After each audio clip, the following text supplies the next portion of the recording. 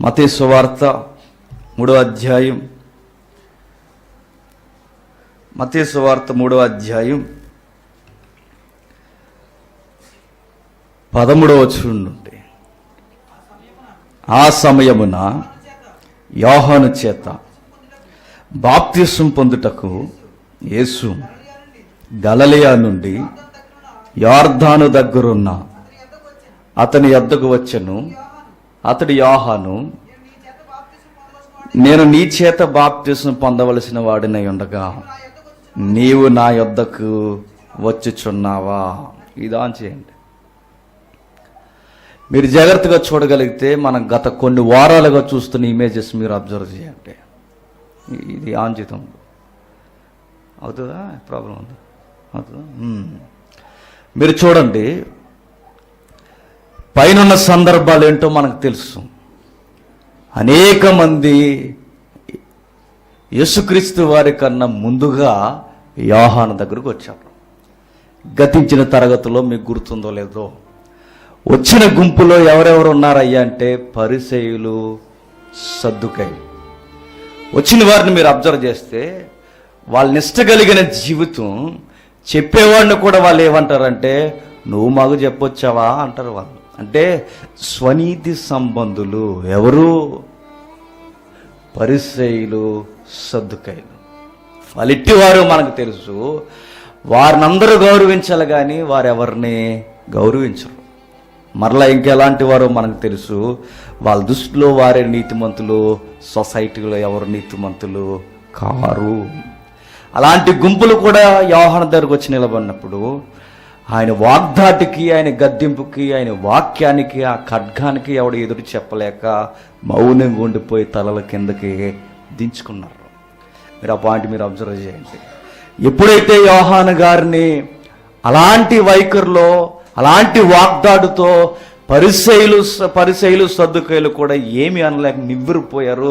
ఒక్క మాటలో చెప్పాలి అంటే బాప్తిసం ఇచ్చి యోహానికి ఆ రోజు సమకాలీన సమాజం భయపడిపోయింది. ఇది అవునా కాదా? అవును. అంటే సామంతులు మొదలుకొని సామాన్యుల వరకు, అధికారులు మొదలుకొని కూలీనాలు చేసుకుని బ్రతుకుతున్న నదీ పరివాహక ప్రాంతాల్లో బ్రతుకుతున్న సామాన్యుల వరకు యోహాను యొక్క వాక్యానికి గడగడగడ వణిగిపోయారు. కానీ గమ్మత్తు ఏంటంటే అన్ని కళ్ళు యోహాను చూసి భయపడుతుంటే యోహాను కళ్ళు ఒక వ్యక్తిని చూసి గజగజ వణిగిపోయాయట. అది వింత. అందరూ యోహాను చూసి భయపడ్డారు, కానీ యోహాను ఒక నూతనమైన వ్యక్తి యొర్దాను నది దగ్గరకు వచ్చి నిలబడితే ఆ వ్యక్తిని చూసి ఆయన భయపడిపోతున్నాడు. ఎవరైనా యేసుక్రీస్తు. ఆయన క్రీస్తు అని ఇంకా డిక్లేర్ అవ్వలేదు. ఆయన నజరేయుడైన యేసే. ఆ క్లారిటీ మీకు తెలియాలి. బైబిల్ చదువుతున్నప్పుడు యేసు అనే సమకాలీన అడ్రస్ వేరు, క్రీస్తు అనే ధర్మశాస్త్రపు అడ్రస్ వేరు. అందుకే అపోస్తలులు ఏం సాక్ష్యం ఇస్తారయ్యా అంటే ఆ యేసే క్రీస్తు అంటారు. అంటే సమాజానికి ఏదో నజరేతు యువకుడని తెలుసు, వడ్రంగి వారి కుమారుడని తెలుసు, ఎక్కడో ఒక పల్లె ప్రాంతంలో బ్రతుకుతున్న వ్యక్తి అని తెలుసు, ఆయన పేరు యేసు అని తెలుసు. ఆ యేసే మెస్సయ్య, క్రీస్తు అని సమకాలీన ప్రపంచం నమ్మలేదు. గుర్తించండి, ఆ కొత్త వ్యక్తి, నూతనమైన వ్యక్తి అలా యొర్దాను నది ఒడ్డుకొచ్చి నిలబడేసరికి ఈయనకి టెన్షన్ స్టార్ట్ అయిందట. అప్పటి వరకు యోహాను చూస్తే అందరికి టెన్షను. ఇప్పుడు ఎవరికి టెన్షన్ స్టార్ట్ అయిందంటే యోహానుకి యేసుక్రీస్తు వారిని చూస్తే టెన్షన్ స్టార్ట్ అయింది. ఏమంటున్నాడు? వచ్చిన ఆయన, బాగా వినండి, యేసుక్రీస్తు వారు వచ్చి, జాన్ నాకు కూడా బాప్తిస్మం ఇవ్వయ్యా అన్నాడు. మై లార్డ్, నేను నీకు బాప్తిస్మం ఇవ్వడం ఏంటి? అది కుదరదని ఏం చేసాడట? అడ్డగించేసాడట. ఎవరు? యోహాను. చూడండి ఒకసారి, కళ్ళు పెద్దగా చేసుకున్న బైబిల్ చూడండి, దిక్కులు మానేసి. యోహాను సువార్త, క్షమించండి, మత్తయి సువార్త 3వ అధ్యాయం 13వ వచనం నుండి చూద్దాం. ఆ సమయమున యోహాను చేత బాప్తిసం పొందుటకు యేసు గలిలయ నుండి యొర్దాను దగ్గరున్న అతని యొద్దకు వచ్చెను. చూసారా, యేసు అన్న అడ్రస్సే ఉంది అక్కడ. యేసు అనే ఒక నూతనమైన వ్యక్తి యోహాను దగ్గరకు వచ్చాడట. వచ్చి, అందుకు యోహాను, నేను నీ చేత బాప్తిసం పొందవలసిన వాడై ఉండగా నీవు నా యొద్దకు వచ్చుచున్నావే అని ఆయనను నివారింపజూసెను. ఏం చేశాడట? అలా చూస్తూ ఆ చూపుల్లో కూడా ఎలా ఉందయ్యా అంటే, నువ్వు నా దగ్గరికి రావడం ఏంటి, నీ జీవితం ఏంటో నాకు తెలుసు. నిజానికి యోహాను గారికి యేసుక్రీస్తు వారికి పరిచయాలు ఉన్నాయా అంటే చాలా తక్కువ. నాకు తెలిసి మీరు గుర్తుపెట్టుకోండి, ఆయన బంధువు అన్న సంగతి బహుశా మర్చిపోయి కూడా ఉండొచ్చు. ఎవరు? యోహాను గారే. ఎందుకు, ఎలా మనం చెప్పగలమంటే మీరు గుర్తించండి, బాప్తిస్మిచ్చి యోహాను ఎవరు కొడుకు? పేరు కాదు, ఒక యాజకుని కొడుకు. యేసుక్రీస్తు వారు తండ్రి కాని ఒక తండ్రికి కొడుకుగా పిలువబడుతున్నాడు. ఆ తండ్రి ఏం పని చేస్తాడయ్యా అంటే, ఏం పని చేస్తాడు? యాజకత్వం చేయడు. మరి ఏం పని? రంపపు పొట్టు మధ్య పనిచేస్తూ బతుకుతుంటాడు. అంటే మీరు గమనించండి, యాజకుడు అనగానే ఒక సుపీరియర్ ఆఫీసర్లా ఆ రోజు కనిపించేవారు. అంటే యోహాను గారి కుటుంబం శైలి వేరు, యేసుక్రీస్తు వారు పెరిగిన వాతావరణం వేరు. ఇంకా యోహాను ఎలా పెరుగుతాడయ్యా అంటే, ఒక విధముగా యాజక కుటుంబంలో ఒక గొప్పగా బతికే ఆ స్థితి ఉంది ఆయనకి. ఎవరికి? యోహాను గారికి. పైగా యోహాను గారు బ్రతికే ఏరియా వేరు, యేసుక్రీస్తు వారు బ్రతికే ఏరియా వేరు. ఆయన యాజకుని కుమారుడు, ఈయన సామాన్యుని వడ్రంగి కుమారుడు.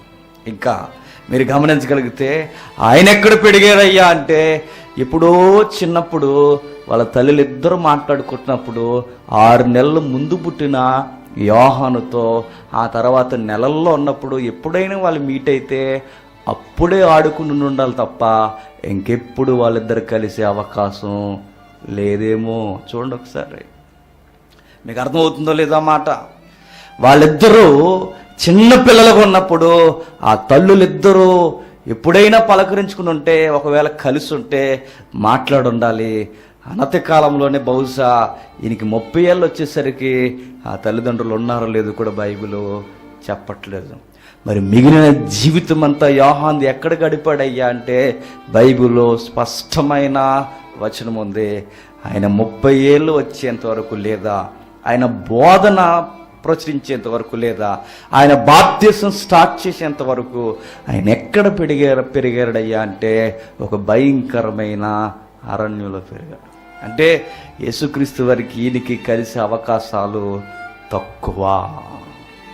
ఎందుకు ఈ పాయింట్ చెప్పాలనుకుంటున్నానంటే, యేసుక్రీస్తు వారిని చూసి ఏదో సుపరిచితమైన వ్యక్తి, నాకు బాగా తెలిసిన బంధువు కనుక ఇతనే అయ్యి ఉండాలని ఊహించుకునే ఊహల్లో చెప్పేసే అవకాశం యోహానికి లేదు.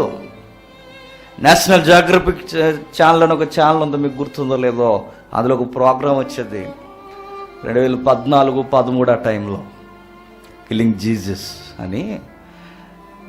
ఏదైతే అరబ్ కంట్రీస్ ఉన్నాయో వాళ్ళంతా పెట్టుబడి పెట్టి, ఆ పెట్టుబడి పెట్టిన తర్వాత ఏం చేశారయ్యా అంటే, ఒక ప్రత్యేకమైన డాక్యుమెంటరీ రిలీజ్ చేశారు.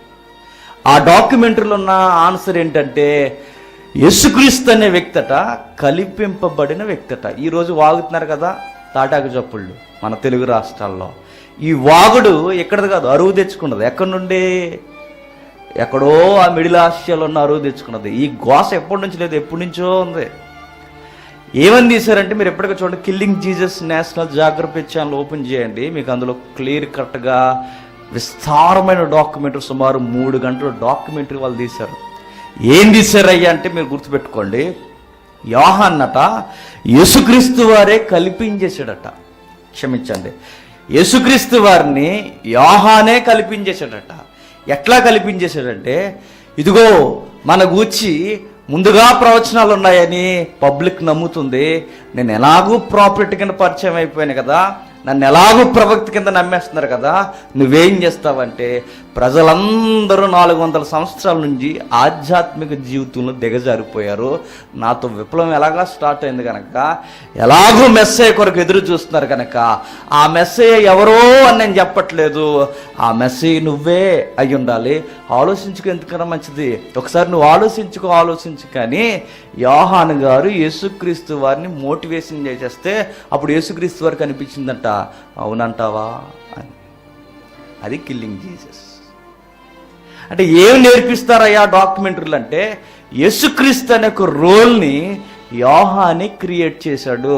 నిజానికి మెస్సయ్య ఇంకా రాలేదు, అది చెప్పాలనుకుంటారు ఈ తికలక బ్యాచ్ అంతా, అదే తుకలక బ్యాచ్. వీళ్ళంతా ఏం చెప్పాలనుకుంటారంటే, ఇంకా మెస్సే రాలేదనడానికి, ప్రజలు నమ్మించడానికి హిస్టరీ ఛానల్ కూడా అడ్డెట్టుకుని పెద్ద పెద్ద డాక్యుమెంట్స్ చేసేసారు. మీరు గుర్తించండి, యోహాను అంత స్పష్టత లేనివాడు కాడు. ఎందుకంటే ఆయనకు ధృవీకరణిస్తున్నది ఎవరంటే ఆయన బంధుత్వం కాదు, అసలు వాళ్ళిద్దరూ కలిసి పెరగడానికి ఆధారాలే లేవు. అసలు ఆయన బంధువా కాదన్న సంగతి తర్వాత విషయం.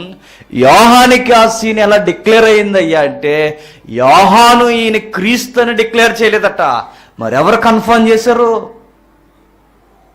బైబిల్ మీకు గుర్తుందో లేదో, ఈయనే యేసుక్రీస్తు, ఈయనే మెస్సయ్య అని యోహాను కన్ఫర్మ్ చేయడం కాదు, దానికన్నా బలమైన సాక్ష్యం బైబిల్లో ఉంది. ఎవరయ్యా అంటే పరిశుద్ధాత్ముడు. ఎవరి చేత నింపబడినాడు? నడపబడుతున్న బోధకుడైనా, ఆత్మచేత నడిపింపబడుతున్న బోధకుడు ఎవరైనా యోహాను గారు. ఆ యోహాను గారికి రాబోతున్న వ్యక్తి ఎవరో హృదయం నుండి స్పందన స్టార్ట్ చేయడమే కాదు, ఆ వస్తున్న వ్యక్తిని చూపిస్తూ ఈయనే క్రీస్తు అని డిక్లేర్ చేయడానికి కారణం ఆయన దగ్గర ఒక విట్నెస్ ఉందట. ఎవరికి? యోహాను గారికి. ఏమిటా సాక్ష్యం? చూడండి ఒకసారి యోహాను సువార్త. అందరూ బైబిల్ తీయాలి. యోహాను సువార్త 1వ అధ్యాయం 29వ వచనం నుండి. మర్నాడు యోహాను యేసుక్రీస్తు వారు తన యొద్దకు రాగా చూసి, ఇదిగో లోక పాపమును మోసుకొని పోవు దేవుని గొర్రెపిల్ల, నా వెనుక ఒక మనుష్యుడు వచ్చుచున్నాడు, ఆయన నాకంటే ప్రముఖుడు గనక నాకంటే ముందటివాడు ఆయనని నేను ఎవరిని గూర్చి చెప్పుతునో ఆయనే ఈయన. నేను ఆయనను ఎరుగనైతిని కానీ అతడు ఇశ్రాయేలుకి ప్రత్యక్ష మగుటకు నేను నీళ్లలో బాప్తిసము ఇచ్చుచూ వచ్చి తిని. బాగా వినండి, యోహాను యొక్క పరిచర్యకి పరాకాష్ఠ ఏంటయ్యా అంటే యేసుక్రీస్తు వారికి బాప్తిసం ఇవ్వడమే గొప్ప భాగ్యం. ఎవరికి? యోహానుకి. యోహాను యేసుక్రీస్తు వారిని చూసి ఎలా వణికిపోతున్నాడు అయ్యా అంటే, మీకు గుర్తుందో లేదో, బైబిల్ చదివే అలవాటు ఉంటే, ఒకరోజు మోసే సీనాయి పర్వతం మీద ప్రభు సన్నిధికి వెళ్ళడానికి ఎలా గజగజ వణికిపోయాడో అలా వణికిపోతున్నాడు. చూడండి, ఎవరు? యోహాను.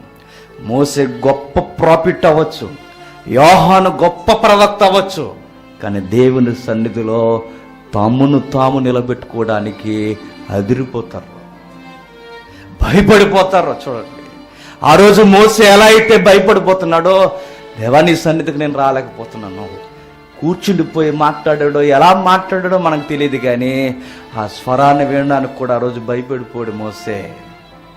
అలాంటి భయమే ఈయన గుండెల్లో కూడా వస్తుంది. చూడండి, ఎవరికి? యోహాను గారికి. అప్పుడు అంటున్నాడు, ఈయన ఎవరో పబ్లిక్కి చెప్తున్నాడు.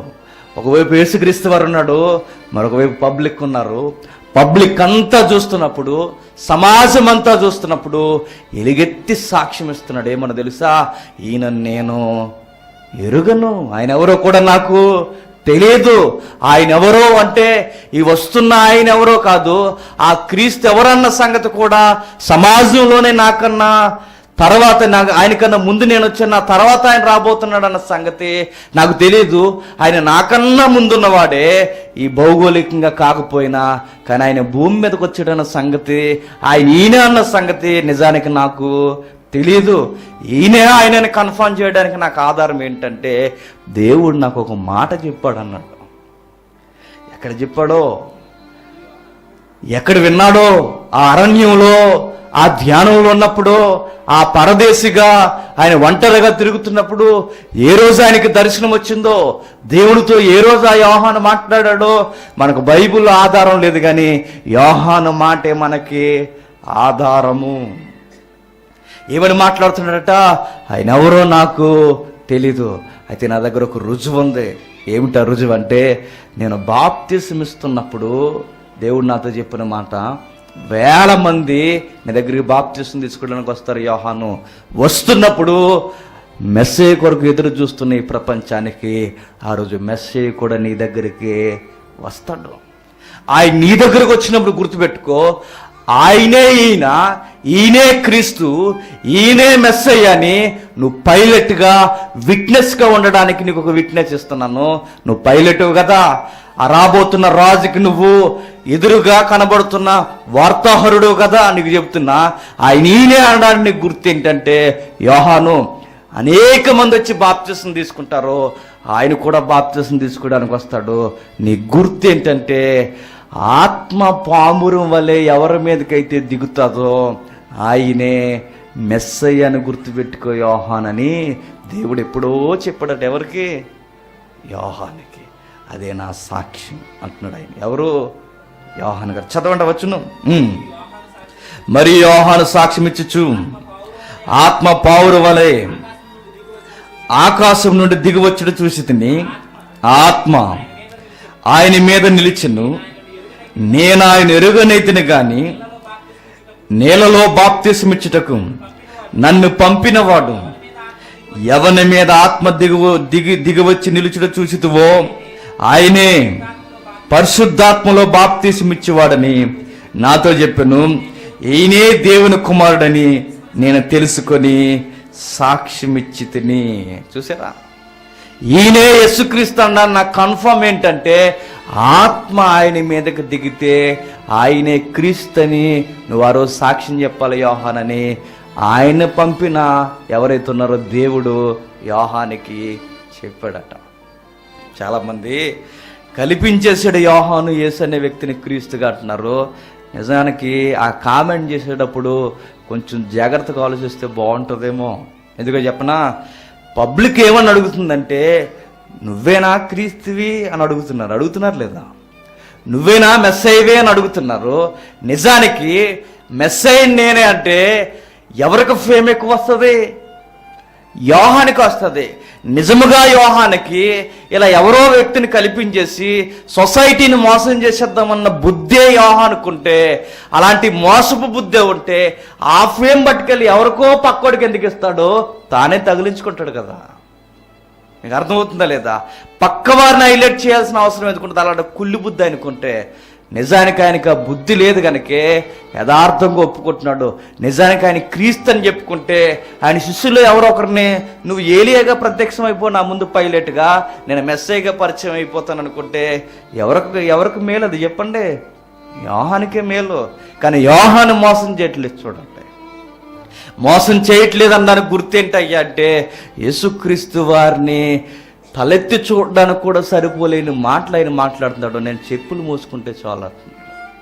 చూసారా, ఆ రోజు మోసే గారు చెప్పులు వేసుకుని నిలబడలేకపోయాడు. ఈరోజు యోహాను గారు నీ చెప్పులు మోయడానికి కూడా నేను సరిపోను అంటున్నాడు. నిజముగా బాప్తిస్మిచ్చి యోహానికి గొప్ప బహుమానం ఏంటయ్యా అంటే, యేసుక్రీస్తు వారికి బాప్తిస్మ ఇవ్వడమే.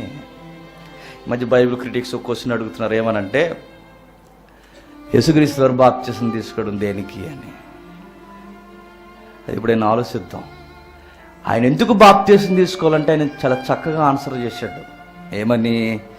నీతి యావత్తు ఇలా జరగవలసి ఉన్నది యోహాను ఇప్పటికీ కానిమ్ము అన్నాడు.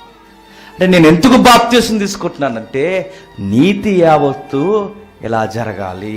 శాసనం చేసేవారు ఎవరైతే ఉన్నారో శాసనాన్ని ముందు చేసినోడు పాటించాలి.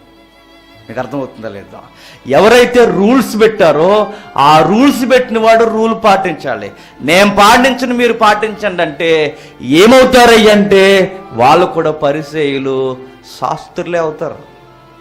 యేసుక్రీస్తు వారు సంపూర్ణమైన దేవుడు, సంపూర్ణమైన మానవుడు కూడా. మానవుడిగా మనకు మాదిరి చూపించడానికి మొదట నేను నడిచిపోతున్నాను, ఇది మాదిరి, నీతి యావత్తు ఇలాగే జరగాల్సి ఉంది, ఇది కానిమ్ము. యోహాను చూడండి, ఆ రోజు ఎలా వణికిపోయాడయ్యంటే పబ్లిక్ ఆయన చూసి వణికిపోతే యేసుక్రీస్తు వారు ఈయన చూసి వణికిపోతున్నాడు. చూడండి, యేసుక్రీస్తు వారిని చూసి ఈయన వణికిపోతున్నాడు. చూడండి ఎంతగా భయపడిపోయాడంటే, నేను మీకు బాప్తిస్మం ఇవ్వడం ఏంటి సార్, కానిమ్ము అన్నాడు. ఎంత విధేయత అంటే కనీసం అడ్డగించే ప్రయత్నాలు కూడా చేయకుండా, ఆర్గ్యుమెంట్ కూడా చేయకుండా ప్రభువు చెప్పిన మాటకి తల దించుకొని ఆయనకి బాప్తిస్మం ఇచ్చేశాడు. చూడండి ఎంత విధేయత. నిజానికి ఇది నా వల్ల అవుదని పెద్ద ఆర్గ్యుమెంట్ చేయొచ్చు, కానీ చేయలా. చెప్పింది చేయి అన్నాడు. ప్రభు మాటకు ఆయన ఎదురు చెప్పలేదు. ఇలా సాగిపోతుంది, చక్కగా జీవితం కొనసాగుతుంది. కనబడిన దగ్గరల్లా ప్రజలకు చెప్తున్నాడు, ఆయనే లోక పాపములు మోసుకొని పోవు దేవుని గొర్రెపిల్ల. ఈ సందర్భాన్ని మీరు చదివితే మరనాడు కూడా వాళ్ళు బయలుదేరిపోతున్నప్పుడు, మరనాడు అన్న ప్రాంతం నేను అనుకుంటాను, అప్పుడు యేసుక్రీస్తు వారు ఎక్కడున్నాడయ్యా అంటే నేను అనుకుంటా ఆ 40 దినాల ఉపవాస కూడుకులు ఆయన స్టార్ట్ అయిపోయాడేమో. ఎందుకో చెప్పనా? మరనాడు అనగానే ఏనాడు? బాప్తిసం జరిగిన తర్వాతే. అంటే ఆ తర్వాత వీళ్ళిద్దరూ ఎక్కడ సైట్ అయి ఉండాలయ్యా అంటే గుర్తుపెట్టుకోండి, ఆయన అరణ్యంలో తిరిగే మనిషే, ఈయన కూడా అరణ్యంలోనే ఆ యజ్ఞయాగంలో ఉన్నాడు. ఎవరు? యేసుక్రీస్తు వారు. ఆ రోజే చూసుండాలి, తన శిష్యులను పిలుచుకొచ్చి ఈయనే లోక పాపాలను మోసుకొని పోవు దేవుని గొర్రెపిల్ల. ఇలా సంభాషణ జరుగుతూ గొప్ప వాగ్దాటితో అనేక మందికి సాక్ష్యం ఇస్తూ, నా వెనకొస్తున్న ఆయన మీకు బయలుపరచబడ్డాడు, ఆయన యందు మీరు విశ్వాసం ఉంచండి అని గొప్ప సాక్ష్యాన్ని ఇస్తూ ఆయన బతికేస్తున్నాడు. ఇలాంటి టైంలో ఒక పిడుగు లాంటి సందేశం కూడా ఒక కోటకు చేరుకుంది. ఎవరు కోటకయ్యా అంటే హెరోదు కోటకి. బాగా వినండి, వీడి గురించి కొంచెం చరిత్ర తెలియాలి. బైబిల్ చదువర్లుగా కొంచెం కన్ఫ్యూజ్ అవుతుంటాం మనం. ఏమిటి ఆ కంగారు పడే సందర్భం అంటే, హేరోదు అనే పదం ఎక్కువగా పరిచయం అవుతుంటుంది. మన కన్ఫ్యూజ్ ఏంటంటే, హేరోదీయులు అనేది ఒక వర్గం. ఆ వర్గంలో మీరు గమనించండి, సుమారుగా 3 పాత్రల్లో యేసుక్రీస్తు వారి కాలంలో రిపీట్ అవుతూ మనకు కనిపిస్తుంటాయి. ఆ పదం ఏంటి, వాడెక్కడున్నాడు ఏంటి అనుకుంటాం మనం. గుర్తుపెట్టుకోండి, ఆ భాగం మీరు మర్చిపోకండి. యేసుక్రీస్తు వారు పుట్టిన టైంలో ఒక శాసనం చేస్తాడు వాడి పేరు ఏం పేరు అంటే, పేరు మనకుండదు కానీ ఒక ట్యాగ్ లైన్ ఇచ్చారు. వాడి ట్యాగ్ లైన్ గ్రేట్ హేరోదు అంటారు, మహా హేరోదు అంటారు, పెద్ద హేరోదు ఆయన. ఆ పెద్దవాడు గుర్తుపెట్టుకోండి, వాడు చాలా క్రూరుడు. వాడు ఎంత దారుణం అంటే పదవ కొరకు పిల్లలను కూడా చంపేస్తాడు. వాడికి అడ్డొస్తే స్త్రీలను లేదు, పిల్లలను లేదు, ఎవరినైనా ఖతం చేసి పడేస్తాడు అన్నమాట. అలాంటి వాడు గుర్తుపెట్టుకోండి, 2 భార్యలను చేసుకున్నాడు. ఎవరు? ఆ మహా హేరోదే. ఎవరా 2 భార్యలు అంటే చరిత్రలో పెద్ద పేర్లు ఉన్నాయి, ఎప్పుడైనా సందర్భం వచ్చినప్పుడు చూసుకుంటాం. 2 భార్యలను చేసుకుంటాడు. మొదట ఒక భార్యని ఒక దాన్ని వదిలేసి మరొక దాన్ని చేసుకుంటాడు. చాలామంది భార్యలు ఉన్నారు, సుమారుగా 10 మంది ఉన్నారని అంచనా. అయితే మొదట ఒక దాన్ని వదిలేసి మరొక దాన్ని, క్షమించండి దాన్ని అన్న చాలామందికి ఈ మధ్య నచ్చట్లా, మరొక ఆవిడని చేసుకున్నాడు. మరొక ఆవిడని చేసుకుంటే గుర్తుపెట్టుకోండి, మరొక ఆవిడని చేసుకున్న తర్వాత ఆవిడకు ఒక కొడుకు పుడతాడు. ఆ కొడుకు పేరు ఫిలిప్. మీరు బైబిల్ చదువుతున్నప్పుడు కనబడుతుంది మీకు. హెరోదను ఫిలిప్పు భార్యను ఉంచుకున్నాడు, మరొక హెరోదు అని చదువుకుంటాం. మీకు అర్థమవుతుందా? అర్థమైపోతే చేయొద్దని మళ్ళీ చెప్తా. మహా హెరోదు ఉన్నాడు, వాడు ఒక దాన్ని పెళ్లి చేసుకున్నాడు, క్షమించాడు, మరొక ఆవిడని పెళ్లి చేసుకున్నాడు. మరొక ఆవిడని పెళ్లి చేసుకుంటే ఆవిడకు ఒక కొడుకు పుట్టాడు. ఆ కొడుకు పేరు ఫిలిప్. వాడికి పోయే కాలం మరలా ఎక్కువయ్యి మరొక ఆవిడను కూడా పెళ్లి చేసుకున్నాడు. ఆ మరొక ఆవిడకు పుట్టిన మరొకడు వాడే అంతిపస్ అనేవాడు. ఇప్పుడు మెయిన్ వాడుతున్న గొడవ అంతా ఇప్పుడు మనకి అంతిపస్ అనేవాడు ఎవడైతే ఉన్నాడో, అంటే ఒకే తండ్రి ఇద్దరు తల్లులు అన్నమాట. ఆ ఒకే తండ్రి ఎవడు? యేసుక్రీస్తు వారిని పసిపిల్లవాడుగా ఉన్నప్పుడు చంపాలనుకున్నాడే వాడు ఎప్పుడు చనిపోతాడంటే క్రీస్తు శకం 4లో చచ్చిపోతాడు. వాడు చనిపోయిన తర్వాత అధికారాలు భాగాలుగా విభజింపబడతాయి. అందులో గవర్నర్స్ వీళ్ళే, అందులో రాజులు కూడా వీళ్ళే. అయితే అందులో గవర్నర్గా రాజులుగా పనిచేస్తుంటారు. అందులో ఇద్దరున్నారు కొడుకులు. ఆ ఇద్దరు కొడుకులు ఎవరు? ఫిలిప్ ఒకడు, అంతిపస్ ఒకడు. ఈ ఫిలిప్పు అంతిపస్ గుర్తుపెట్టుకోండి. వీళ్ళిద్దరూ పాలన చేస్తుంటే అప్పటికి ఒక అరేబియా స్త్రీని పెళ్లి చేసుకుంటాడు. ఎవడు? అంతిపస్ అన్నవాడు. ఎంత చరిత్ర! పెళ్లి చేసుకుంటే వీడికి స్త్రీ వ్యామోహం ఎక్కువ. ఎవరికి? అంతిపస్ అన్నవాడికి. అప్పుడు వీడు ఏం చేస్తాడంటే, తమ్ముడు భార్య ఉంది. ఎవరు? ఫిలిప్పు తమ్ముడు అవుతాడు కదా, తండ్రి ఒకడే తల్లులు వేరు. తమ్ముడు భార్య ఏం చేశాడంటే ఆ తమ్ముడు భార్యతో కమ్యూనికేషన్లోకి వచ్చాడు. ఎప్పుడైతే వీళ్ళిద్దరు కమ్యూనికేషన్లోకి వచ్చారో గుర్తుపెట్టుకోండి, ఆవిడేం చేసింది అయ్యా అంటే ఆ ఫిలిప్ అన్నవాడిని వదిలేసి, మీరు గుర్తించండి, ఈ అంతిపస్ అన్నవాడితో పెళ్లి చేసుకుంది అధికారికంగా. అంటే ఎడాకులు ఇచ్చిందన్నమాట. ఏమి అనలేక ఉండిపోయారంటే ఖచ్చితంగా అధికారికంగా పెళ్లి చేసుకున్నారంటే అధికారికంగానే విడిపోయారు. మీకు అర్థమవుతుందా? ఈ సీన్ జరుగుతుంది. ఈ పక్కన యోహాను సేవ చేస్తున్నాడు. ఈ పక్కన ఈ సంసార జీవితాలు గొడ్డిగా మారిపోయాయి. కానీ సొసైటీలో మాత్రం అది చాలా ఘనమైన కార్యం. ఎంత ఘనమైన కార్యం అంటే మీరు గుర్తుపెట్టుకోండి, ఏ రాజు అయితే, ఏ అధికారి అయితే ఎక్కువ మంది భార్యలను చేసుకున్నాడో వాడు చాలా పెద్ద అధికారి, వాడు చాలా పెద్ద పేరు ఉంటుంది అన్నమాట. అందుకే రాజులు కూడా, ఇశ్రాయేల్ రాజులు కూడా ఎక్కువ మంది భార్యలను చేసుకుంటారు. చూడండి, సొలొమోను కానీ, దావీదు కానీ, కొంతమందిని మనం చూస్తున్నప్పుడు సమకాలీన చరిత్ర ఏంటంటే ఎక్కువ మంది ఉపపత్తుల్ని, ఎక్కువ మంది భార్యలను ఎవడైతే కలుగున్నాడో ఆడు గొప్ప రాజు, గొప్ప అధికారి అన్నమాట. అందుకే ఎక్కువ మంది స్త్రీలని పెళ్లి. ఈ జాడ్యం ఇప్పటికీ అరబ్ దేశాల్లో ఏడుస్తుంది. ఇప్పటికీ ఆ పాలస్తీనా భూభాగంలో ఎప్పటికుంటే వాళ్ళకి ఒకళ్ళిద్దరు కాదు, ఎంతమంది, ఒక 10 మంది ఉంటారు. మరి ఒకదానికి చచ్చిపోతారు భారతదేశంలో. మరి 10 మందిని ఎలా చేసుకుంటారో అది అర్థమవుతుంది.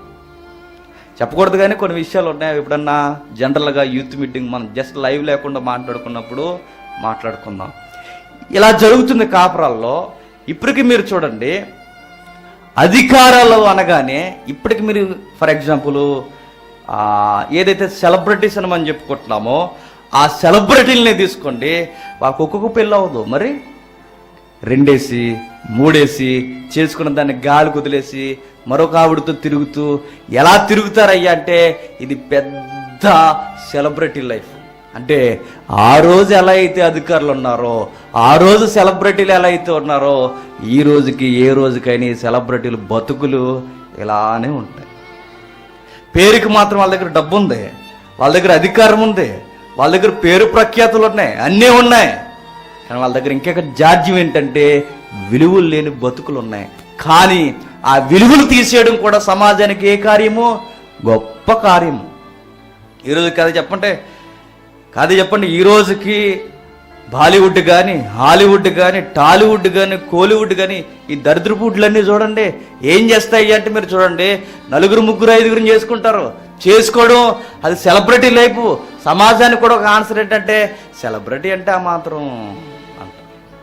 ఇదా ఇలాంటి వాల్యూస్తో బతికేస్తున్నారు. చూడండి, ఆ రోజు ఏం జరిగిందో ఈ రోజుకి అదే జరుగుతుంది. కానీ గుర్తుపెట్టుకోండి, ఏదైతే గౌరవం అనుకున్నాడో అంతిపస్, ఏదైతే గొప్ప కార్యం అనుకున్నాడో, ఏదైతే గొప్ప కార్యంగా జరిగిస్తున్నాడో, ఒకరోజు రాజు దర్బారు మోగిపోయేలా రాజు ముంగుడికి వచ్చి యోహాను చేసింది ఏంటో తెలుసా?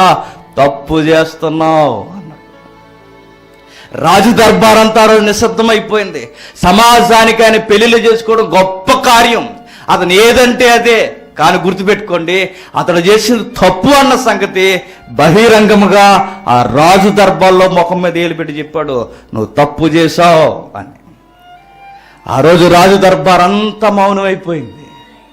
అప్పటి వరకు ఏదైతే గౌరవం అనుకున్నారో ఒక్కసారి అది గౌరవం కాదు, నువ్వు చేస్తున్న ఘోర కార్యమని ఏలుబెట్టి మరీ చూపిస్తూ చెప్పాడు. ఎవరు? యోహాను గారు. మీరు గమనిస్తే మార్కు చెప్పనది, మత్తయి గారు చెప్పనది, యోహాను గారు చెప్పింది, లూకా గారు ఒక విషయం నొక్కి నొక్కి రాశాడు ఆయన. ఆ విషయాన్ని మనం చూడాలి. చూద్దాం ఒకసారి. లూకా సువార్త, అందరూ చూడాలి. లూకా సువార్త 3వ అధ్యాయం, లూకా సువార్త 3వ అధ్యాయం 19వ వచనం. వాటర్ బాటిల్ 19వ వచనం. చతుర్థాధిపతి అయిన హేరోదు చేసిన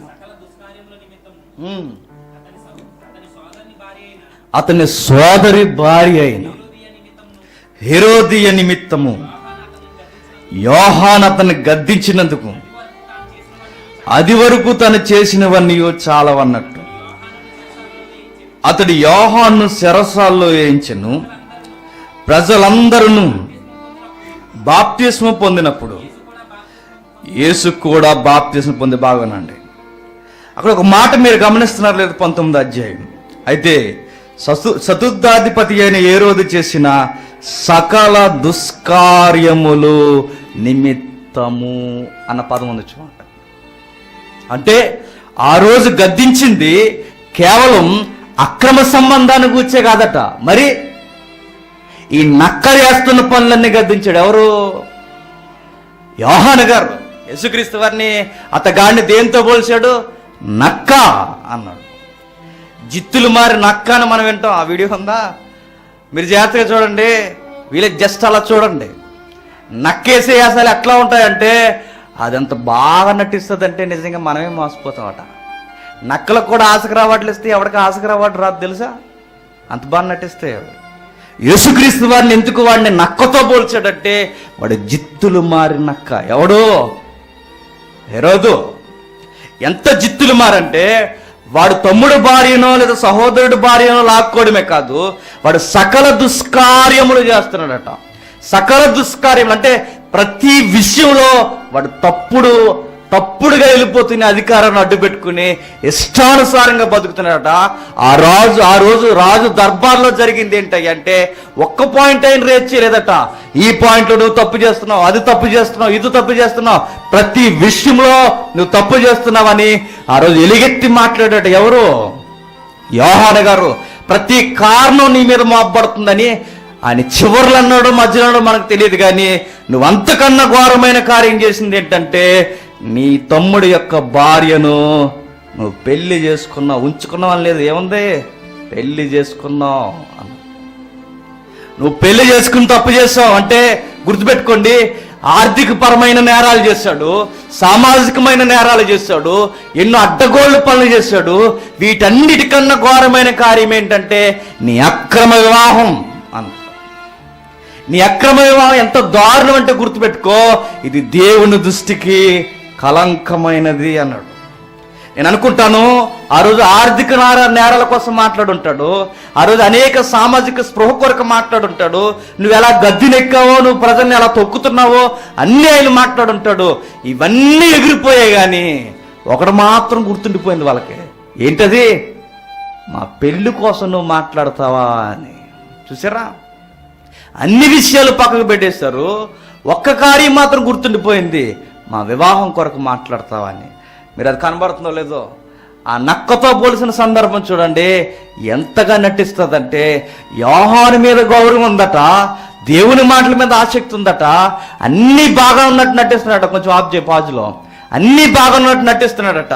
కానీ చంటి పిల్లవాడు ఆడుతున్నట్టు, బొమ్మతో ఆటలాడుతున్నట్టు సత్యంతో ఆటలాడుతున్నాడు. ఎవరు? హేరోదు. ఏమని పిలిపించుకుంటున్నాడట. చెప్పు, ఎన్ని సంగతులు చెప్తావు చెప్పు, నేను వింటాను అంటున్నాడు. చూడండి ఆ మాట చూడండి, తర్వాత వీడియో చూద్దాం. మార్కు సువార్త 6వ అధ్యాయం, మార్కు సువార్త 6వ అధ్యాయం 19వ వచనం నుండి. హేరోదియా అతని మీద పగబెట్టి అతని చంపింపగోరెను గాని ఆమె చేత కాకపోయిను. ఎందుకనగా యోహాను నీతిమంతుడు పరిశుద్ధుడకు మనుషుడని హేరోదు ఎరిగి అతనికి భయపడి అతన్ని కాపాడుచూ వచ్చెను. మరియు అతని మాటలు వినినప్పుడు ఏమీ చేయను తోచకపోయినను సంతోషముతో వింటున్నాడంట. చూసారా, అంటే ఎక్కడ ఎలా ఉంటే అలా మారిపోతాడు అనమాట. భార్య దగ్గర ఉంటే అలాగే చేద్దాం అంటాడట. ఆవిడేం చేస్తుంది అంటే చాలా రోజుల నుంచి ఎదురు చూస్తుందట, చంపే చంపే అని. ఇతగాడు ఏం చేస్తున్నాడు, యోహాను దగ్గరకు వచ్చేసరికి చాలా సంతోషంగా దేవుని అంటే సత్యంతో బొమ్మలాట ఆడినట్టు ఆడుతున్నాడు. గుర్తుపెట్టుకోండి, మీరు దేనితో ఆటలాడినా పర్వాలేదు, వాక్యాన్ని అడ్డు పెట్టుకుని ఆటలాడితే హేరోదుకి ఏదైతే జరిగిందో మనకు కూడా అదే జరుగుద్ది. గుర్తుపెట్టుకోండి, మీరు ఎక్కడ ఆటలాడినా పర్వాలేదు, గుర్తుపెట్టుకోండి, మీరు వాక్యాన్ని అడ్డు పెట్టుకుని ఆటలాడారనుకోండి, ఎవరైనా నిలబడి మాట్లాడుతున్నవారైనా కూర్చుని వింటున్నవారైనా మీ దొంగ పనులకి దొంగేసాలకి వాక్యాన్ని అడ్డు పెట్టుకుని వాక్యం మీద ఒట్టు వాక్యం మీద రుజువు ఇలాంటి అడ్డగోలు మాటలు మాట్లాడేస్తే గుర్తుపెట్టుకోండి, ఆ వాక్యమే మిమ్మల్ని దులిమండిస్తుంది. యోహాను కూడా అలాంటి మాటలు బోధిస్తున్నప్పుడు నక్క తెలివితేటలు చూపిస్తున్నాడు. ఎవరు? హేరోదు. చూడండి, దాని యాసాలు చూడండి. ఒకడు కొట్టాడు, దాన్ని కొడుతున్నప్పుడు దొరికేసింది, అడ్డంగా దొరికిందిగా. అడ్డంగా దొరికేసరికి ఎలాగో తప్పించుకునే ప్రయత్నం లేదు, ఇది ఎలాగైనా చంపేస్తాడని చచ్చిపోయినట్టు యాక్ట్ చేసిందట. ఎవరు? అది చూడండి, జాగ్రత్త చూడండి ఒకసారి. చూసారా, నిజంగానే చచ్చిపోయింది అనుకున్నా నా వీడియో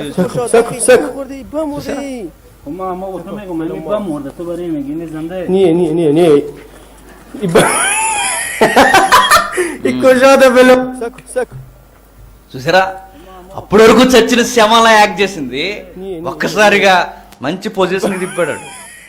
లేచి వెళ్ళిపోద్దని అడిగి మంచి పొజిషన్ తిప్పేసరికి కరెక్ట్ ఛాన్స్ అని ఒక్కసారిగా అప్పటి వరకు ఓపిక లేని దానిలో యాక్ట్ చేసినది ఏమైంది, 100 మీటర్ స్పీడ్తో ఎగిరిపోయింది. చూడండి, దాన్ని నక్క తెలివితేటలు అంటారు, ఇక్కడికి గుంట నక్క తెలివితేటలు అని అంటారు. చూసారా, అంటే ఎక్కడ ఎలా ఉంటే అలా యాక్ట్ చేస్తాడు అన్నమాట. అలాంటి యాక్టింగ్ బాగా తెలుసు ఎవరికి? హేరోదుకి. అదే వాడి పేరు అంతిపస్. ఏం చేస్తున్నాడయ్యా అంటే మీరు గుర్తుపెట్టుకోండి, వాడు చేసిన దౌర్భాగ్యమైన పనులకి, వాడు చేస్తున్న ఘోరమైన కార్యాలు చూడండి. ప్రవక్తట గద్దించాడట. ఏ కార్యాల కొరకు గద్దించాడయ్యా అంటే సకల దుష్కార్యములు గూర్చి యోహాను గారు గద్దించారు. అవన్నీ వాళ్ళ గుండెల్లో దూసుకుపోలేదు, కానీ గుణపం లాంటి ఒక మాట వెళ్ళిపోయింది. ఆ మాట ఏంటయ్యా అంటే నీ అక్రమ వివాహాలు అన్నాడు. నేను అనుకుంటాను యోహాను ఆ రోజు ఇది అక్రమం అని ఏ క్రమంతో కొలుస్తున్నాడు యోహాను. రోజు ఒక తమ్ముడు ఫోన్ చేసి, అన్నా మరి ఇలా జరుగుతుంది, ఆవిడ వదిలేసి ఈవిని చేసుకుందాం అనుకుంటున్నాను, ఏమంటావు అన్నట్టు.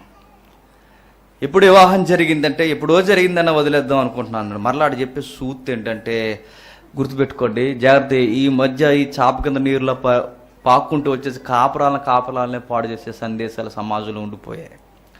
ఏం చెప్తున్నాడంటే, నేను వాక్యంలోకి రాకముందు జరిగిందన్నా, వాక్యంలోకి వచ్చిన తర్వాత ఆవిడ మంచిది కాదని తెలిసిపోయింది, వాక్యంలోకి రాకమునిపే జరిగిపోయాయి అన్నీ, ఇప్పుడు వాక్యంలోకి వచ్చా అంటున్నాడు. ఇలాంటి వారికి చెంప చెలువనిపోయే మాట అంటే చెప్పనా, హేరోదు కేసే. హేరోదు వాక్యంలో ఉన్నవాడా వాక్యంలో లేనివాడా? వాక్యంలో చెప్పండి, మీకు ఇలాంటి సేవలు పెద్దవి అవుతాయి. చెప్పండి, వాక్యంలో ఉన్నవాడా వాక్యంలో లేనివాడా? ఆడి వాక్యంలో లేడు, ఆడికి వాక్యం ఏంటి? వాడి అవిశ్వాసి అయిన వాడు ఎన్ని పెళ్లిళ్ళు చేసుకుంటే భక్తుడైన యోహానికి ఎందుకు? నిజానికి మన కొలత పెడితే దేవుళ్ళో ఉన్నప్పుడు దేవుళ్ళో లేనప్పుడు అంటున్నాం కదా. చాలామంది ఈ మధ్య ఎందుకు ఎక్కడి వరకు ఎందుకు కువైట్ నుండి ఎన్ని ఫోన్లు వచ్చి చూడండి, అక్కడ వరకు ఎందుకు అమెరికా నుండి కూడా ఆస్ట్రేలియా నుండి కూడా నిజంగా ఈ ఫోన్లు చేసి ఆ రికార్డింగ్లు కూడా ఉన్నాయి. ఎంత దారుణం అంటే వాళ్ళు రెండో వివాహాలు చేసుకోవడానికి ముందుకు వచ్చేస్తున్నట్టే. కారణం ఏంటయ్యా అంటే వాళ్ళకి ఒక ఆన్సర్ ఉందట, దేవుళ్ళు ఉన్నప్పుడు దేవుళ్ళు లేనప్పుడు. ఎక్కడుంది బైబిల్లో దేవుళ్ళు ఉన్నప్పుడు ఎంతమందినైనా వదిలేసి ఎంతమందినైనా చేసుకోవచ్చు, దేవుళ్ళకి వచ్చిన తర్వాత మాత్రం ఒక పెళ్ళి అధికారికంగా ఉంటుందని ఎక్కడుంది బైబిల్లో? లేదుగా. బాప్తిస్మిచ్చి యోహాను కాలంలో హేరోదు కేసు చూడండి, ఆ కేసు ఏం జరుగుతుంది అంటే హేరోదు అంటున్నాడు నువ్వు తప్పు చేసావని. నువ్వు తప్పు చేసావు అంటున్నాడంటే ఒప్పైన కొలత ఏం తీసుకున్నాడు యోహాను? దేవుని రాజ్యాంగమే కొలత. ఎక్కడుందా మాట? లేవియాకాండం చూడండి ఒకసారి. లేవియాకాండం 18వ అధ్యాయం, లేవియాకాండం 18వ అధ్యాయం 16వ వచనం. లేవియాకాండం 18వ అధ్యాయం 16వ వచనం. ఈ సహోదరుని భార్య మానఛాదమును తీయకూడదు, అది నీ సహోదరుని మానము. ఒక స్త్రీ మానఛాదమును ఏం జరుగుతుందో చూడండి. నీ సహోదరుని యొక్క భార్య యొక్క మానఛాదమును నువ్వు తీయకూడదు, ఎందుకంటే ఆమె నీ సహోదరుని భార్య. మరొక వచనం చూడండి. లేవియాకాండం 20వ అధ్యాయం 21వ వచనం. లేవియాకాండం 20వ అధ్యాయం 21వ వచనం. ఒకడు తన సహోదరి భార్యను చేర్చుకునే యెడల అది హేయము, వాడు తన సహోదరుని మానఛాదమును తీసెను. గుర్తుపెట్టుకోండి, ఆ రోజు యోహాను ఏ క్రమాన్ని బట్టి కొలుస్తున్నాడయ్యా అంటే ఈ ధర్మశాస్త్రం అనే కొలమానాన్ని బట్టి ఆ రోజు ఏ రోజును కొలుస్తున్నాడు చూడండి. ఏ రోజుకి నీతి అనే కొలత ఎక్కడదయ్యా అంటే ఆ ధర్మశాస్త్రంలో ఉన్నదే. ధర్మశాస్త్రంలో ఉన్నది ఎవరు కొలుస్తున్నాడు అంటే ఎవరు కొలుస్తున్నాడు? ఏ రోజు కూడా కొలుస్తున్నాడు చూడండి. అంటే వివాహ వ్యవస్థ అనేది అవిశ్వాసకొకలా విశ్వాసకొకలా ప్రభు ఎప్పుడు మాట్లాడు. దేవుని ఏర్పాటులో తెలిసి జరిగిందో తెలియక జరిగిందో దేవుని యొక్క ఆ కనుసన్నల్లో మీ కార్యము జరిగింది. మీరు గుర్తుపెట్టుకోండి, మీ ఇష్టానుసారంగా మీకు నచ్చినట్టుగా కాపురాల్లో చేసుకుంటూ వెళ్ళిపోతే దేవుడు ఊరుకోడట. ఆ రోజు ఏ రోజున కూడా గద్దిస్తున్నాడు చూడండి. ఏం జరుగుతుంది అయ్యా అంటే ఎంతగా గద్దిస్తున్నాడు చూడండి. నువ్వు తప్పు చేసావు అంటున్నాడు. నువ్వు తప్పు చేసావని గద్దించాడు కనుకే ఆ రోజు కోపం పెంచుకున్నాడట. ఎవరు? హేరోదు. హేరోదుని గద్దిస్తే భరించలేకపోతున్నాడట. మరలా చూద్దాం ఒకసారి ఆ మాట చూద్దాం. లూకా సువార్త చూద్దాం, మార్కు సువార్త చూద్దాం. మార్కు సువార్త 6వ అధ్యాయం, మార్కు సువార్త 6వ అధ్యాయం, మార్కు సువార్త 6వ అధ్యాయం 19 నుండా 19 వచనం నుండి. హెరోదియా అతని మీద పగబట్టి ఆమె చేత కాకపోయెను. మరొక మాట కూడా ఉంటుంది లూకా సువార్త అనుకుంటా, ఒకసారి చూడండి. లూకా సువార్త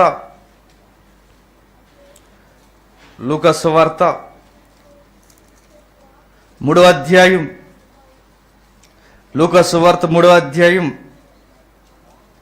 20వ వచనం.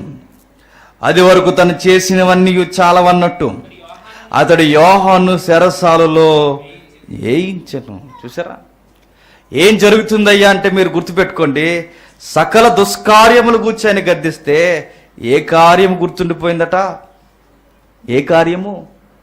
భార్యను చేసుకున్నావన్న ఏదైతే ఆ మాట ఉందో, నీ తమ్ముడు భార్యను నువ్వు భార్యగా చేసుకున్న మాట ఏదైతే ఉందో ఆ మాట నచ్చలేదట. అప్పటి వరకు బాప్తిస్మిచ్చి యోహాను దగ్గరికి 100 మంది 1000 మంది వచ్చి వారి యొక్క తప్పులను ఆయన ఎత్తి చూపిస్తున్నప్పుడు మారు మనసు పొందారు. ఎక్కడేం చేస్తున్నారు?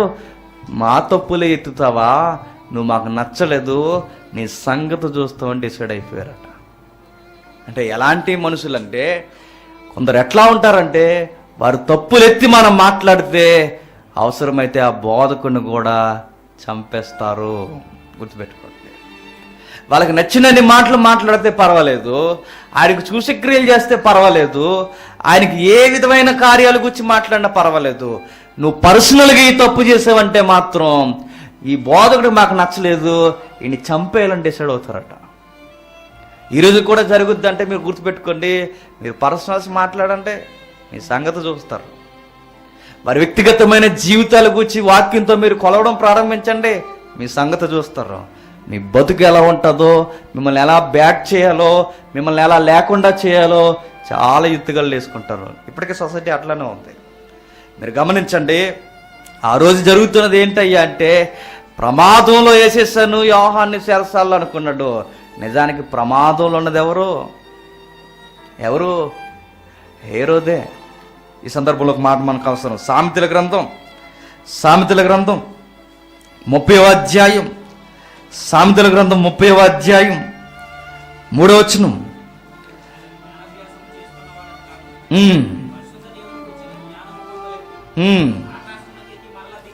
31వ అధ్యాయం 3వ వచనం ఒకసారి చూడండి.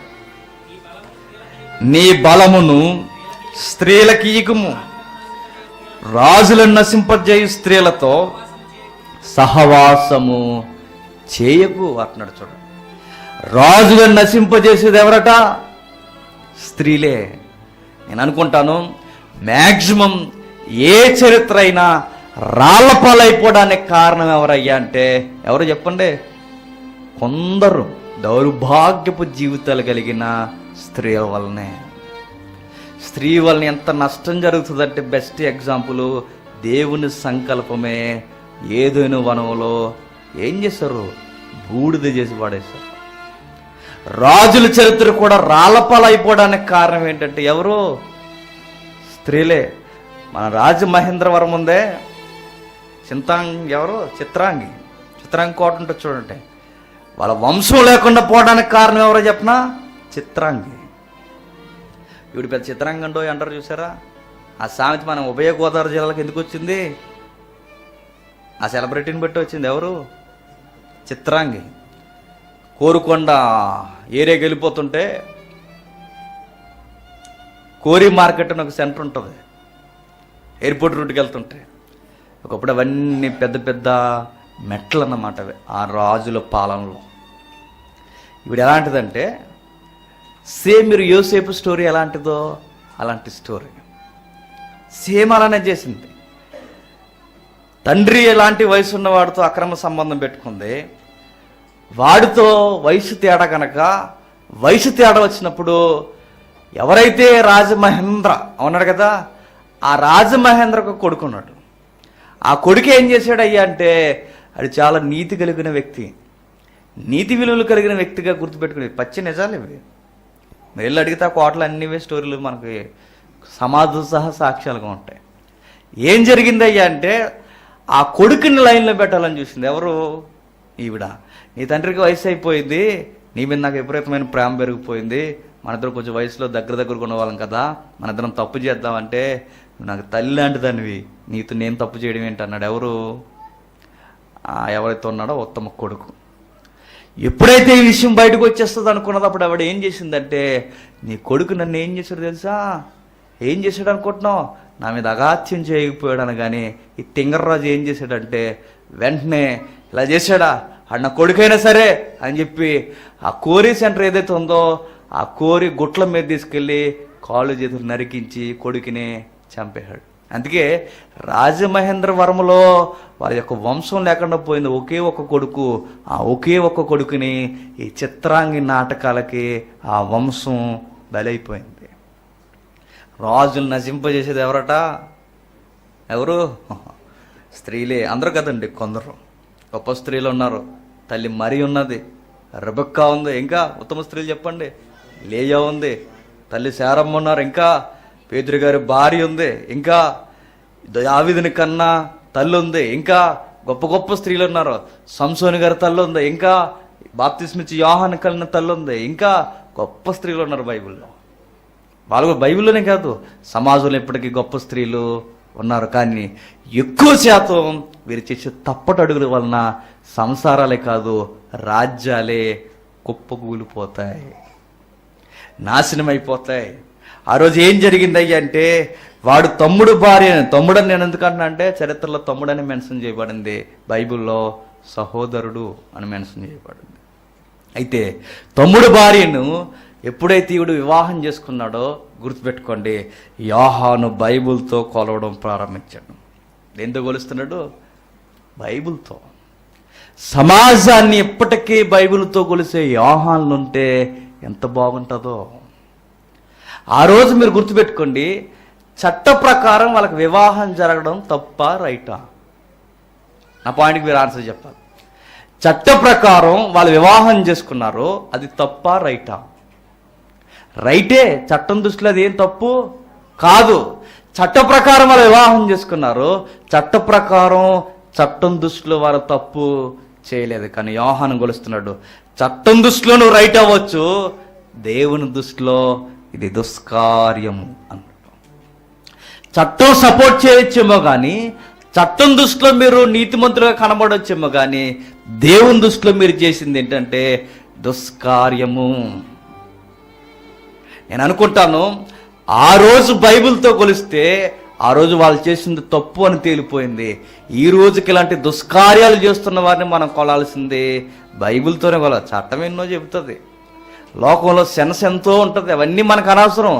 కానీ బైబిల్ అనే చట్టంతో కొలిసినప్పుడు మీరు గుర్తుపెట్టుకోండి, మనం తప్పుడు వ్యక్తులుగా దేవుని ఎదుట నిలబడి ఒక రోజు ఉంటుందన్న సంగతి మర్చిపోకండి. అందుకే యవనస్తులు గుర్తుపెట్టుకోండి, మీరు ఏ విషయంలో కొంచెం దెబ్బలు తిన్నా పర్వాలేదు, కానీ వివాహ విషయంలో మాత్రం దెబ్బతినకండి. ఎందుకంటే వివాహ విషయంలో దెబ్బతింటే నిత్యత్వానికి వెళ్ళేది వివాహం ద్వారానే, నిత్య నరకానికి కూడా పోయేది వివాహం. అందుకే వివాహం చేసుకునేటప్పుడు దేవుని దగ్గర మనం గోజాడి తడుములాడి, అవసరమైతే దేవుడు నడిపిస్తాడు ఖచ్చితంగా. ఆయన చూపించిన స్త్రీని చేసుకోవడం ఉత్తమమే తప్ప, నీకు నచ్చిన దాన్ని నువ్వు చేసుకుంటే గుర్తుపెట్టుకో, నీకు మొట్టికాయలు తప్పడమే కాదు, నరకానికి కూడా పాత్రుడు అయ్యే రోజులు రాబోతే గుర్తుపెట్టుకో. వివాహాల కొరకు ఏం చేస్తారా యవనస్తులు అంటే, ఏదో నచ్చింది చేసేసుకుంటారు, నచ్చదు, తర్వాత వదిలేస్తాడు, మరొక ఆవిడని చేసుకోవాలంటాడు. వయసులో నీ అన్ని నష్టాలు జరిగిపోయాయి కదా, దీనివలన నిత్యత్వం దూరం అయిపోద్దన్న సంగతి మర్చిపోకండి. దాన్ని దేంతో పోల్చాడయ్యా అంటే అది పచ్చి వ్యభిచారం అన్నట్టు. వ్యభిచారులను, విగ్రహారాధికులను, మాంత్రికులను పరలోక రాజ్యానికి హక్కుదారులు కారు. ఇంత బైబిల్ ఇంత క్లియర్గా ఉంది, అయినా గుడ్డిగా చేసుకుంటూ వెళ్ళిపోతున్నామంటే వాక్యంతో బతుకుని కొలుసుకోవడం మానేసామన్నమాట. జాగ్రత్త. ఆ రోజు యోహాను గారు ఎలా కొలుస్తున్నారయ్య అంటే వాక్యంతో కొలుస్తున్నాడు. ఇదిగో దేవుని న్యాయ విధి ప్రకారం, దేవుని చట్ట ప్రకారం పొరుగువాని భార్యని వివాహం చేసుకోవడం దుష్కార్యము అన్నట్టు. ఈ రోజుకి విలువల కొరకు మాట్లాడే అలాంటి సేవకులుంటే సొసైటీ బాగుపడతలేదు తర్వాత విషయం, కానీ సంఘమైనా కొంచెం కాకపోయినా కొంచెమైనా బాగుపడుతుంది. ఈరోజు విలువల కొరకు మాట్లాడే బోధకులు ఎక్కడ ఉన్నారు చెప్పండి? ఈరోజు ఏం మాట్లాడుకుంటున్నారు అయ్యా అంటే కాలయాపనకు మాట్లాడుకుని వెళ్ళిపోతున్నాం. ఈరోజు విలువల కొరకు మాట్లాడేవారు ఎందుకు కరువు అయిపోయారంటే మాట్లాడే వరకు ఏం లేవు, విలువలు లేవు కనుక. మొహమాటం లేకుండా కొన్ని విషయాలు మనం ఎలుగెత్తి మాట్లాడాలి. ఎందుకంటే సమాజానికి నష్టం జరుగుతుందని ఆ రోజు యోహాను గారు తట్టుకోలేకపోయారే, సంఘానికి నష్టం జరుగుతున్నప్పుడు మనం మాట్లాడకపోతే ఎట్లా చెప్పండి? ఒకవేళ మీ దృష్టిలో మీ పరిధులు లాంటివి ఏమైనా జరిగితే గుర్తుపెట్టుకోండి, అది మొహమాటం లేకుండా ఎంత అధికారైనా, నీకు ఎంత క్లోజ్గా ఉన్నా, ఎవరైనా మనం చేయాల్సింది ఏంటంటే మీరు తప్పు చేశారు అనాలి.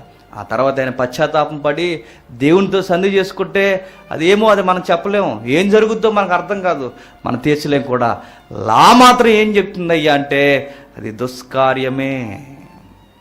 దేవుని యొక్క రాజ్యాంగం ఏం చెప్తుందయ్యా అంటే అది దుష్కార్యమే. ఈరోజు గుర్తుపెట్టుకోండి, ఈ రోజుకి సెలబ్రిటీల జీవితాల్లో జరుగుతున్నవి ఏంటయ్యా అంటే ఈ విలువలు లేని కార్యాలే జరుగుతున్నాయి. ఆ రోజు బైబిల్ని బట్టి ఆ సెలబ్రిటీని కొలిసాడు యోహాను. ఈ రోజుకి అలాంటి బోధకులు లేచి సెలబ్రిటీ అయినా ఎవడైనా కానీ ఈ వాక్యంతో కొలిసే వాగ్దాటి కలిగిన అనేక మంది యోహానులు ఉంటే సంఘానికి మంచి భవిష్యత్తు ఉంటుంది.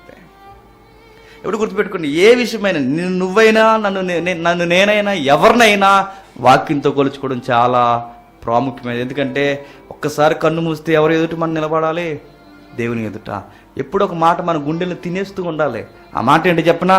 నేను ఏదైతే బోధిస్తున్నానో, నేను ఏదైతే నమ్ముతున్నానో, నేను ఏ బైబిల్ని అయితే పట్టుకున్నానో ఆ బైబిల్కి ఆ నీతికి నేను వ్యతిరేకమైతే ఇక నేనెందుకు బైబిల్ పట్టుకుని తిరుగుతాను? అంతే కదా. ఎప్పుడు ఆ మాట మన మదిలో తిరుగుతూ ఉండాలి.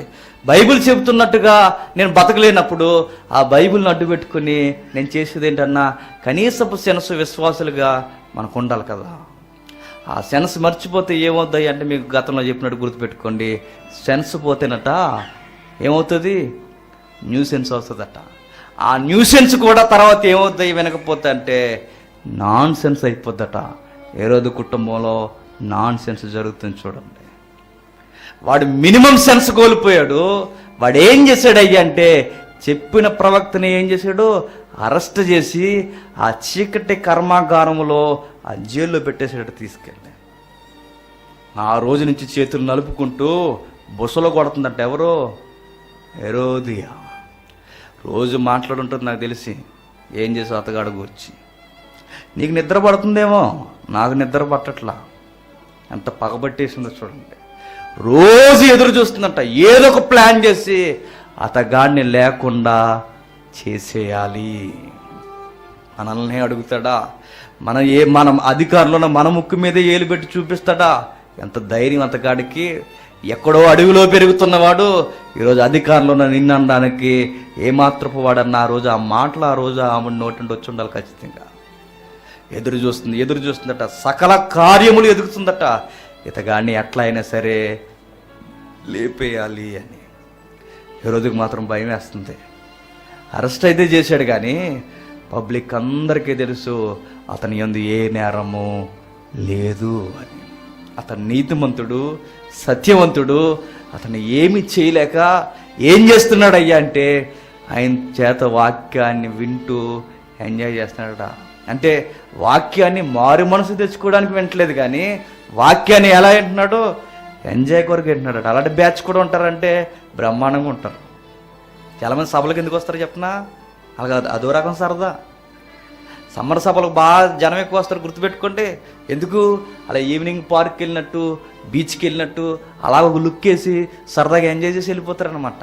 అంటే సత్యం కూడా చాలామంది ఎలా ఉంటారంటే సండే, నాకు తెలిసి 99 చర్చెస్ ఏం చేస్తాయంటే జస్ట్ సండే అలా చర్చికి వెళ్ళడం ఒక ఎంజాయ్. ఏరే చెప్పండి, ఈరోజు ఉన్నారు జస్ట్ అలా వెళ్ళి రావడం, జస్ట్ ఒక మంచి డ్రెస్ వేసుకుని ఆ డ్రెస్తో నిలబడడం, బాగుందా అంటే సూపర్ అని చెప్పించుకోవడం, ఇంకేటనుకోవడం, పెద్ద ముచ్చట్లు పెట్టుకోవడం. దానికి ఏది కంటే సత్యమే. వీళ్ళ ముచ్చట్లన్నీ ఎక్కడయ్యా అంటే సత్యమే. వీళ్ళు దేన్ని బట్టి సంతోషిస్తున్నారయ్యా అంటే ఏదో ఒక వర్తమానం ఇవ్వడం, బలి చెప్పాడే అనుకొని ఏదో గుసగుసలు మాట్లాడుకుని వీళ్ళు 4 డైలాగులు వేసేసుకుని సత్యాన్ని స్వీకరించరు కానీ ఎంజాయ్ చేసి మాత్రం వచ్చేస్తారట. ఇప్పటికి అలాంటి దరిద్రపు ఏరోదులు బతికే ఉన్నారు. అలాంటి ఏరోదీలు ఇంకా బతికే ఉన్నారు. అలాంటి ఏరోదులు బతికే ఉన్నారు. సత్యం వీళ్ళకి ఎందుకయ్యంటే జస్ట్ ఏదో మానసిక ఉల్లాసానికి క్రైస్తవులు అయిపోయారు. తీరా క్రైస్తవులను పరిచయం అయిపోయారు. ఎలాగూ సినిమాలకు వెళ్ళలేరు, ఎలాగూ సీరియల్స్ చూడలేరు కనుక వీళ్ళకున్న ఎంజాయ్ ఏదైనా ఉందంటే ఏంటి చెప్పండి? సత్యం. చర్చిలోకి వచ్చి సత్యాన్ని వింటూ వాక్యాన్ని ఎంజాయ్ చేస్తున్నారట. ఇలాంటి బ్యాచ్ ఈ 21వ శతాబ్దంలో ఎక్కువైపోయారండి ఈరోజు. ఆ సోషల్ మీడియాని చూడండి, వాక్యాన్ని అడ్డు పెట్టుకుని ఒకరినొకరు తిట్టుకోవడంలో ఎంత సరదో. నీకు ఆ వాక్యం తెలియదంటే నాకు ఈ వాక్యం తెలుసు, నీకు ఈ వాక్యం తెలియదంటే నీకన్నా కౌంటర్ నేను బాగేశాను నేను అంటే వీళ్ళకి ఏదయ్యే సంతోషం అంటే వాక్యాన్ని అడ్డు పెట్టుకుని గొడవలు పెట్టుకుని ఆనందించడం అంటే చాలా. వాడు కూడా ఆ మోజే ఉంది ఎవడికి? హెరోదుకి. పిలిపించుకుంటున్నాడట, వింటున్నాడట, సంబరం పడిపోతున్నాడట. దేనికిరా నీ సంబరం అంటే వినవే నా సంబరం అన్నాడట. వినవే ఆనందం, అంతకుమించి ఆనందం ఏమీ లేదు. రే సత్యం ఎలా చెబుతుంది, నా బ్రతుకు ఎట్లా ఉంది, నేను చాలా తప్పు చేశాను, ఇప్పుడు అవసరమైతే ఆ రాజనీతి కొరకు కన్నా దేవుని నీతికి నేను నిలువనివ్వాలని తగ్గించుకోలేకపోయాడట. ఆ రోజు ఏం చెప్పుంటాడయ్యా అంటే ఏ రోజుకి ఇలా చెప్పుంటాడు. ఏమని తెలుసా? ఆ రోజు రాజు దర్బార్లో గుర్తుపెట్టుకోండి, యోహాను ఇలా చెప్పాడు, అవసరమైతే నీ సింహాసనం దిగు, అవసరమైతే నీ భార్యను వదిలే, అవసరమైతే ఏదైతే దుష్కార్యం జరిగిందో ఆవిడ పెద్ద ఉత్తమరాలు అనుకోకు, ఎందుకంటే ఆల్రెడీ మోసం చేసి వచ్చింది, నిన్ను కూడా మోసం చేస్తుంది, ఆ సంగతి మర్చిపోకు. ఎందుకు? ఆవిడ కామాంధ్రాలు గనకే ఇంతమంది పురుషులను మారుస్తుంది, కామాంధ్రాలు గనకే ఇంతగా దుష్కార్యంకు ఒడిగట్టింది. పిచ్చోడా, అలాంటి దుష్కార్యం చేస్తూ దేవునికి విరోధం అవుతాయటని ఆ రోజు గద్దించి ఉండాలి. కానీ గుర్తుపెట్టుకోండి, అది నచ్చలేదట ఎవరికి? హెరోదికి నచ్చలేదట. అరెస్ట్ చేసి పాడేశారు. ఆ రోజు నుంచి ఎదురు చూస్తున్నారట. అరెస్ట్ అయితే చేశాడు కానీ చంపాలన్న ఆలోచన పూర్తిగా ఎవరికి లేదు? హెరోదికి లేదు. హెరోదికి ఉంది, ఏదో రోజు ఖచ్చితంగా చంపేయాలని. ఈలోపు ప్లానింగ్స్ జరుగుతున్నాయి, ఫెయిల్యూర్ అవుతున్నాయి, తన వల్ల అవట్లా. ఒకరోజు ప్రత్యేకమైన దినం క్యాలెండర్లో తలుక్కుమని మెరిసింది ఎవరికి? హెరోదికి.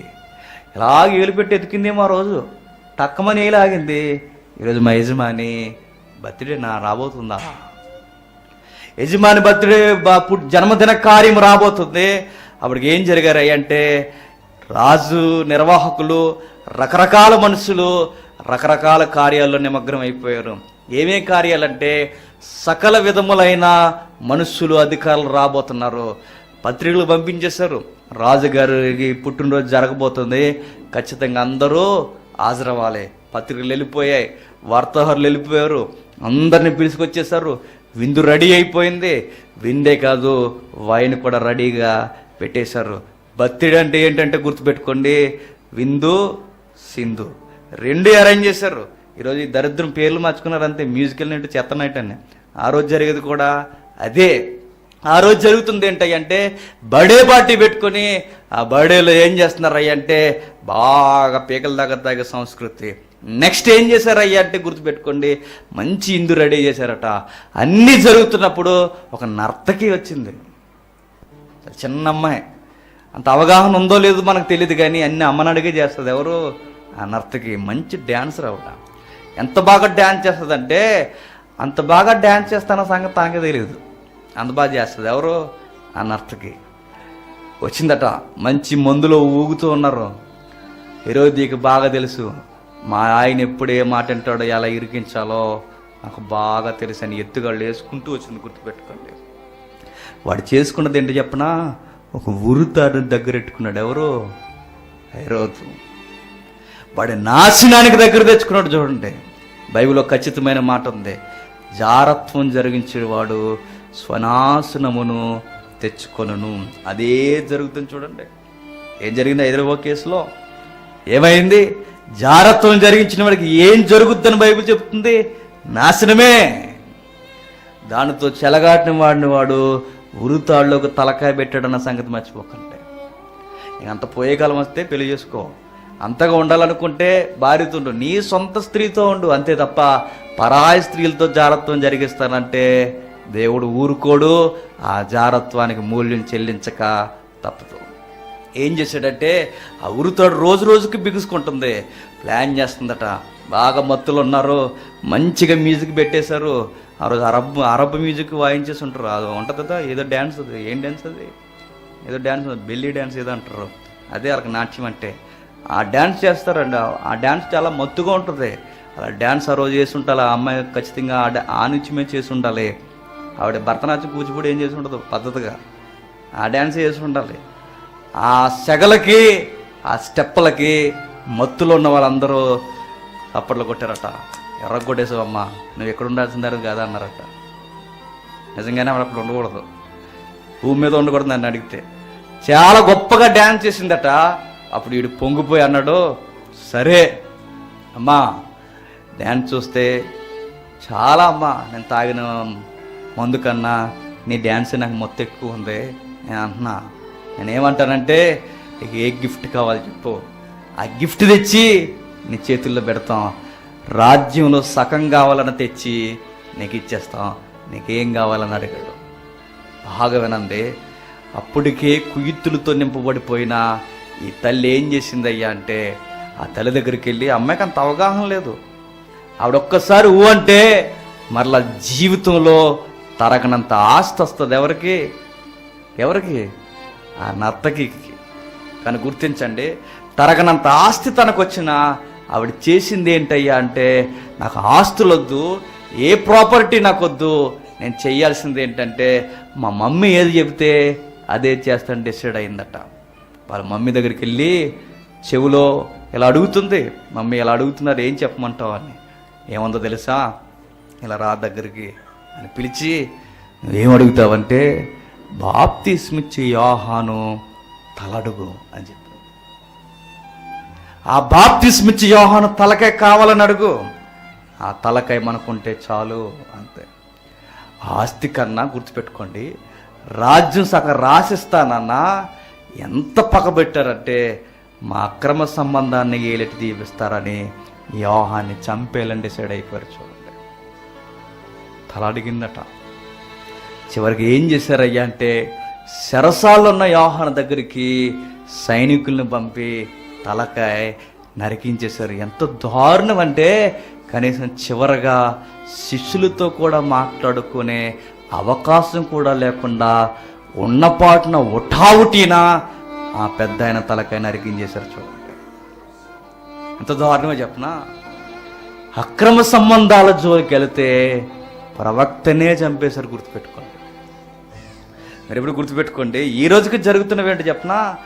అక్రమ సంబంధాల జోలికి ఎవరైనా వస్తే కొడుకులు చూసిన కొడుకుల్ని ఏం చేస్తున్నారు? చంపేస్తున్నారు. భర్త చూసిన భర్తను ఏం చేస్తున్నారు? చంపేస్తున్నారు.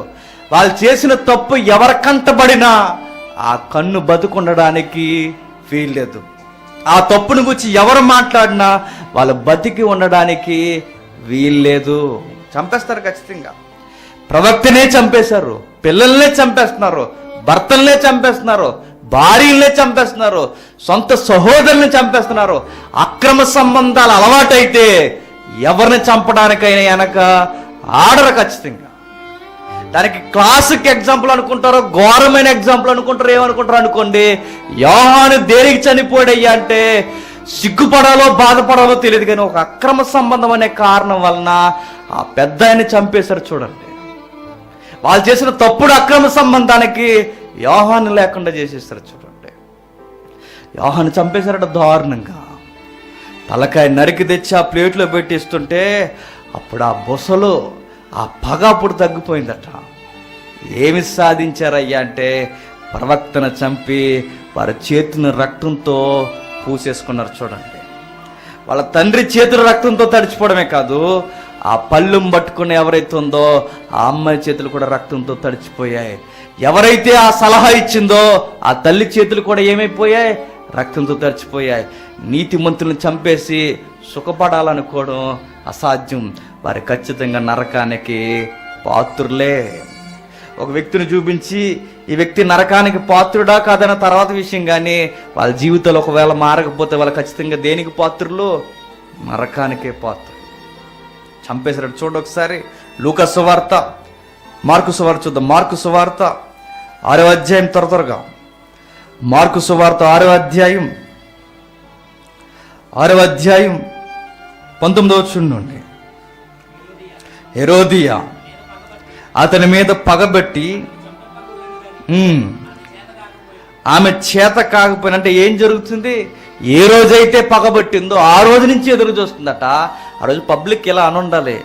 అసలు మీరు ఏ విషయాలైనా మాట్లాడొచ్చండి. ఆర్థికపరమైన నేరాలు, సామాజికమైన నేరాల గురించి, ఈరోజు ఇన్ని దుష్కార్యాలు చేస్తున్నాడు కదా, ఇవన్నీ బాగానే మాట్లాడారు. ఆ పర్సనల్ విషయాన్ని మీరు ఎందుకు ఎత్తుకున్నారు? మీకు భయం అనిపించలేదా? మిమ్మల్ని ఏమన్నా చేస్తే అంటే యోహాను ఇలా అంటాడు. ఏమంటాడు తెలుసా? ఏం చేస్తారు?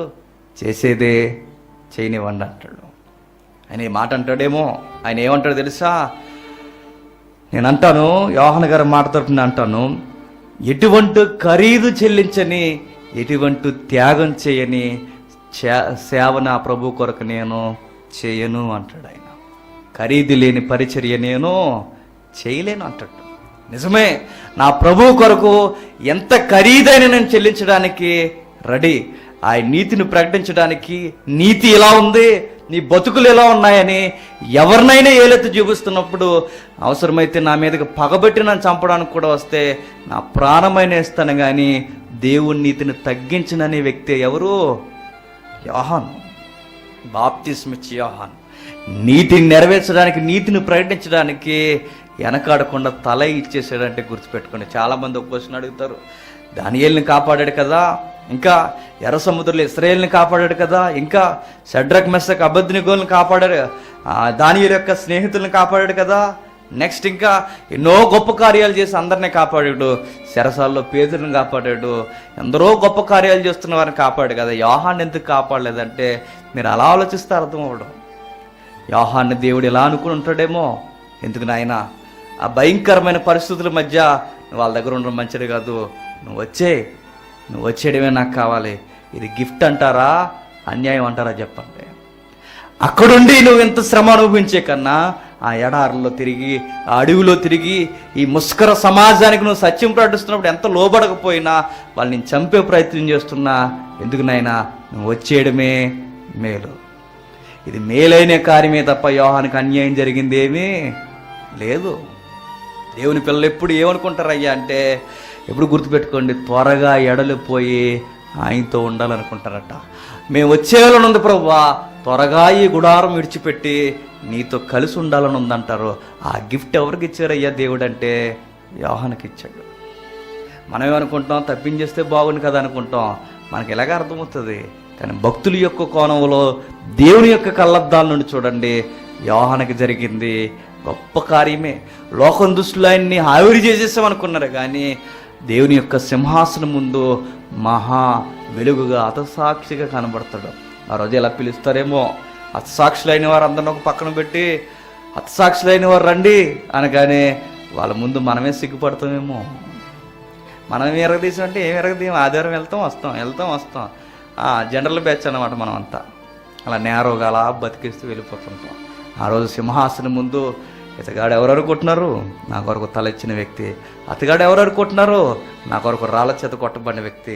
అతగాడు ఎవరు అనుకుంటున్నారు, రంపములతో కోయబడిన వ్యక్తి. అతగాడు ఎవరు అనుకుంటున్నారు, సమాజం చేత లోతైన బావిలోకి నా చేత విసిరివేయబడిన వ్యక్తి. అతగాడు ఎవరు అనుకుంటున్నారు, నా కొరకు దేహాన్ని ముక్కలుగా చేసుకునే వ్యక్తి. ఇలా అనేక మందిని ఆ రోజు పిలుస్తున్నప్పుడు అక్కడ మీరు ఆలోచించండి, అది ఘనతే తప్ప బహుమానమే తప్ప ఇది జరిగిపోయే నష్టమేమీ కాదు. గుర్తుపెట్టుకుని, జీవితం చాలా చిన్నది కదా. ఈ చిన్న జీవితంలో ఎప్పుడు గుర్తుపెట్టుకుని మన ముగింపు అలా జనరల్గా ముగిసిపోవాలని ఎప్పుడు కోరుకోకండి. జీవితం ఎప్పుడు ముగింపు ఎలా ఉండాలయ్యా అంటే, సేవలోనే చచ్చిపోయాడండి అన్న సాక్ష్యం ఉండాలి. అలా చావును కోరుకోండి, అలాంటి సేవలు ఆవిరైపోయే జీవితాన్ని కోరుకోండి. యోహాను గారు ఎందుకు చచ్చిపోయాడు అయ్యా అంటే, సేవ కొరకే చచ్చిపోయాడు. చూసారా, యోహాను గారు చనిపోయిన తర్వాత మీరు గుర్తించండి, యోహాను గారు చనిపోయిన తర్వాత చనిపోకముందు కూడా హెరోదుకి సత్య సంబంధమైన స్నేహితులు ఆ వర్గంలో ఉన్నారు. ఎవరో తెలుసా? ఒకసారి చూద్దాం సాక్ష్యానికి త్వరగా. అపోస్తుల కార్యములు 13వ అధ్యాయం, అపోస్తుల కార్యములు 13వ అధ్యాయం మొదటి వచనం.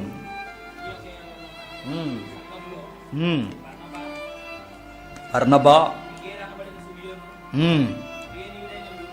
కురేనీయుడి అయిన లూకియా, చతుర్థాధిపతి అయిన హేరోదుతో కూడా, పదం మర్చిపోకండి, చతుర్థాధిపతి. ఎవడి చతుర్థాధిపతి అంటే, ఏ యోహాన్ని ఎవరైతే చంపించారో ఆ చతుర్థాధిపతే ఇతగాడుతో పెరిగిన ఒక సత్య సంబంధం ఉన్నాడట. అతని పేరు ఎంత? మనయేలు. చూసారా, అతగాడి పేరేంటయ్యా అన్నది పేరు తర్వాత విషయం. ఇతడు గారు ఎవరు కూడా ఉండి పెరిగాడట, ఏ రోజు కూడా ఉండి పెరిగాడట, అతనితో కలిసే పెరిగాడట. అంటే ఏ రోజైనా సత్యం చెప్పి ఉండడా?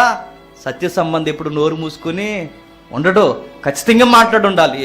ఆ యోహాను గూర్చి వాళ్ళు పెరిగిన వాతావరణంలో, వారికి తెలిసిన సహవాసంలో ఏదో ఒక రోజు ఆ యోహాను గూర్చి గొప్పగానే చెప్పు ఉండాలి. సత్య సంబంధులు దగ్గరున్నా సత్యం విలువ తెలియకుండా సత్య సంబంధిని ఏం చేశారయ్యా అంటే చంపేశారు. చూడండి, మరొకరు కూడా ఉన్నారు ఆ వర్గంలో. లూకా సువార్త 8వ అధ్యాయం, 3వ వచనం. లూకా సువార్త 8వ అధ్యాయం 3వ వచనం. మీరును మీ పితరులు అనేకులను, 8వ అధ్యాయమేనా? 2వ వచనం చదువు. 12 మంది శిష్యులను అపవిత్రాత్మలు వ్యాధులను పోగొట్టుకొనిన కొందరు స్త్రీలు, అనగా నేడు దయ్యములు వదిలిపోయిన మగ్దలేనే అనబడిన మరియయు, హేరోదు యొక్క గృహ నిర్వాహకుడగు కూజా భార్యగు యోహన్నయు సుసన్నయు ఆయనతో కూడా ఉండ్రి. కూజా భార్య ఎవరి వర్గానికి సంబంధించింది? రాజరిక హేరోదు వర్గానికి సంబంధించింది. అక్కడ స్త్రీలు సత్య సంబంధులు ఉన్నారు, పురుషులు సత్య సంబంధాలు ఉన్నారు. అంటే హేరోదు కొరకు ఎక్కువగా ఇన్ఫర్మేషన్ ఎవరు ఇచ్చి ఉండాలయ్యా అంటే, క్షమించండి, యోహాను కొరకు హేరోదుకి ఇచ్చింది బహుశా ఈ సత్య సంబంధులు అయ్యి ఉండాలి. సమాజంలో అతగాళ్ళు వేశాడు, అరణ్యంలో మాట్లాడుతున్నాడు. అతని మాటలకి ఎవరైనా మారు మనసు పొందాల్సిందే. నిజంగా ఆయన గొప్ప ప్రవక్త అని ఏ రోజు వీళ్ళు చెప్పుండ్రా. సత్యం తెలిసిన వారు గుర్తుపెట్టుకొని నోరు విప్పి మాట్లాడతారు. సత్యం తెలియని వారే నోరు మూసుకొని మన పనుల్లో మనం వెళ్ళిపోతాం. వాక్యం తెలిసిన వారు ఎప్పుడు మాట్లాడే ప్రయత్నం చేస్తారు. వీళ్ళు మాట్లాడి ఉండాలి ఖచ్చితంగా. ఇలాంటి సత్య సంబంధులు స్నేహితులుగా, పనివారిగా, దాసులుగా ఉన్నా కానీ సత్యానికి స్తంభమైన యోహాన్ని ఏం చేశారు? చంపేశారు. చివరికి గొప్ప ప్రవక్త గుర్తుపెట్టుకుని నాలుగు భాగాలుగా మనం చూస్తాం. నది ఒడ్డున మాట్లాడిన గొప్ప ప్రవక్త చివరికి ఎలా ముగిసిపోయాడయ్యా అంటే, మీ బతుకులు మార్చుకోండి అన్నందుకు ఈ జనాంగం యోహాన్ని చంపేసింది. మరొక మాట ఏంటో చెప్పనా, యోహాన్ చనిపోయిన తర్వాత యేసుక్రీస్తు వారు అరణ్యానికి నిశ్శబ్దముగా వెళ్ళిపోయాడట. చూడండి, ఒకసారి ముగించుకుందాం. యోహాను సువార్త, మత్తయి సువార్త 14వ అధ్యాయం 10వ వచనం నుండి, మత్తయి సువార్త 14వ అధ్యాయం 10వ వచనం నుండి, బంట్రోతుని పంపి చెరసాల్లో యోహాను తల కొట్టించిన మాట ఎలా ఉందో చూడండి. వాడతని తల పల్లెములో పెట్టి తెచ్చి ఆ చిన్నదానికి ఇచ్చెను. ఆమె తన తల్లి వద్దకు దాన్ని తీసుకొని పోయెను. అంతటా యోహాను శిష్యులు వచ్చి శవమును ఎత్తుకొని పోయి పాతిపెట్టి యేసునొద్దకు వచ్చి తెలియజేశారు. ఎంత బాగుందో చూడండి. ఆ మాట మీరు మర్చిపోకండి ముగించుకునే ముందు. యోహాను వెళ్ళిపోయిన తర్వాత నిజానికి గురువు వెళ్ళిపోతే శిష్యులు ఏమైపోవాలి? పరారైపోవాలి. యోహాను గారు ఎంత గొప్ప గురువు అంటే, నేను పోయినా కానీ మీకు ధైర్యాన్ని ఇచ్చే దేవుడు ఈ భూమి మీదే ఉన్నాడని నేర్పించి వెళ్ళిపోయాడు. చూడండి, ఆ బాధ శిష్యుల్లా వెళ్ళిపోయి, యేసుక్రీస్తు వారి శిష్యుల్లా తలుపులు మూసుకొని గురువు వెళ్ళిపోయాడికి మనం ఏం చేయాలని భయపడుతూ ఉండిపోలేదట. ఒకరినొకరు వాదార్చుకుంటూ ఉండిపోలేదట. పరాయి దేశాలకు వెళ్ళిపోలేదట. మన జీవితాలు రేపు నుండి ఏమైపోతాయని భయపడలేదట. ఎవరితో పంచుకున్నారయ్యే ఈ మాటలంటే, ఎవరినైతే బోధిస్తూ వచ్చాడో, ఎవరినైతే చూపిస్తూ వచ్చాడో, ప్రతి దానికి ఎవరు సమాధానకర్త నేర్పిస్తూ వచ్చాడో ఆ యేసుక్రీస్తు దగ్గరికి వచ్చి జరిగిన విషయం అంతా చెప్పుకున్నారంట. ఎందుకు? నీవేనయ్యా మా ధైర్యము అని. అంటే వెళ్ళిపోయిన గురువు కన్నా అంతకన్నా గొప్ప గురువు గారిని పరిచయం చేసి వెళ్ళిపోయాడు. ఆయనే యోహాను గారు. ఆ పరిచయం చేయబడిన గురువే యేసుక్రీస్తు వారు. ఈ వార్త యేసుక్రీస్తు వారు విన్న వెంటనే ఏం చేస్తున్నారు చూడండి, కింది వచ్చును. యేసు ఆ సంగతి విని ధోని ఎక్కి అక్కడ నుండి అరణ్య ప్రదేశమునకు ఏకాంతముగా వెళ్ళిపోయాడు. చూడండి, ఎందుకు వెళ్ళిపోయాడు అంత అర్జెంటుగా అయినా? ఇద్దరు గుర్తుపెట్టుకోండి, ఇద్దరు జీవితాలు పరిచర్య కొరకు హతసాక్షులైపోయిన జీవితాలే. నిజంగా అలా బతకాలండి. బతికితే ఇద్దరు కూడా గొప్ప కారణం వల్ల పుట్టిన వారే. ఇద్దరు ఒకే వ్యవహారపు జీవితం కలిగిన స్త్రీలకు పుట్టిన వారే. ఇద్దరు ఆధ్యాత్మిక తీవ్రత కలిగిన జీవితాలు కలిగిన వారే. ఇద్దరు తల్లుల కొడుకులు ఏమైపోయారయ్య అంటే, ఇద్దరు తల్లుల కొడుకులు ఏమైపోయారు? పరిచర్య కొరకు, దేవుని నీతి కొరకు చచ్చిపోయారు. చూడండి, ఆ రోజు మరి నేను అనుకుంటున్నాను, యోహాను చంపేశారు అనగానే యేసుక్రీస్తు వారికి కూడా ఒక మాట గుర్తొచ్చిందేమో, తర్వాత చనిపోవాల్సింది నేనే. నా ముందున్న, నా ప్రకటన చేస్తున్న యోహాను చంపేశారు. ఆయన పరిచర్య ముగించబడింది.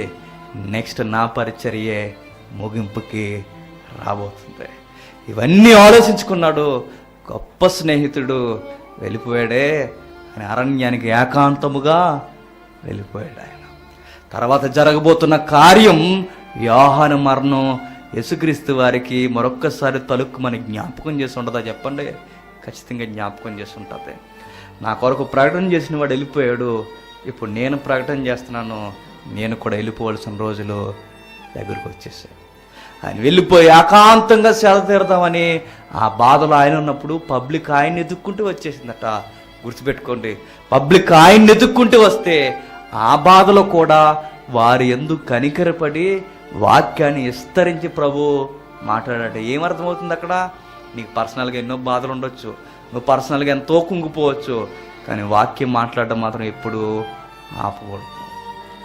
వాళ్ళని చూసి మనం ఏమి నేర్చుకోవాలయ్యా అంటే, గొప్ప స్నేహితుడు చనిపోయాడు, తర్వాత జరగబోయేది ఈయనకే. ఇలాంటి ఒత్తిడి మధ్య పబ్లిక్ వచ్చి దేవుని మాటల కొరకు ఎదురు చూస్తే ఆ బాధలన్నీ పక్కన పెట్టి భారంతో వాక్యం చెప్పాడని గుర్తుపెట్టుకుని మనం ఎలాంటి వారు అని చెప్పినా, మనకు అంతా బాగుంటే చచ్చికొస్తాం. ఏమన్నా ప్రాబ్లం వచ్చిందనుకోండి ఏం చేస్తాం? ప్రాబ్లం తీరే వరకు చచ్చిమొహం కూడా చూడము. చాలామంది ప్రసంగికులు కూడా చేసే తప్పు ఏంటయ్యా అంటే, వాళ్ళకి ఏదైనా ప్రాబ్లం వచ్చిందనుకోండి, ఆ ప్రాబ్లం క్లియర్ అయ్యేంత వరకు మళ్ళీ వాళ్ళ ప్రసంగాల జోలికి పోరు. ఇలా అయితే మనం బలా అనిపించుకోగలమని చెప్పండి.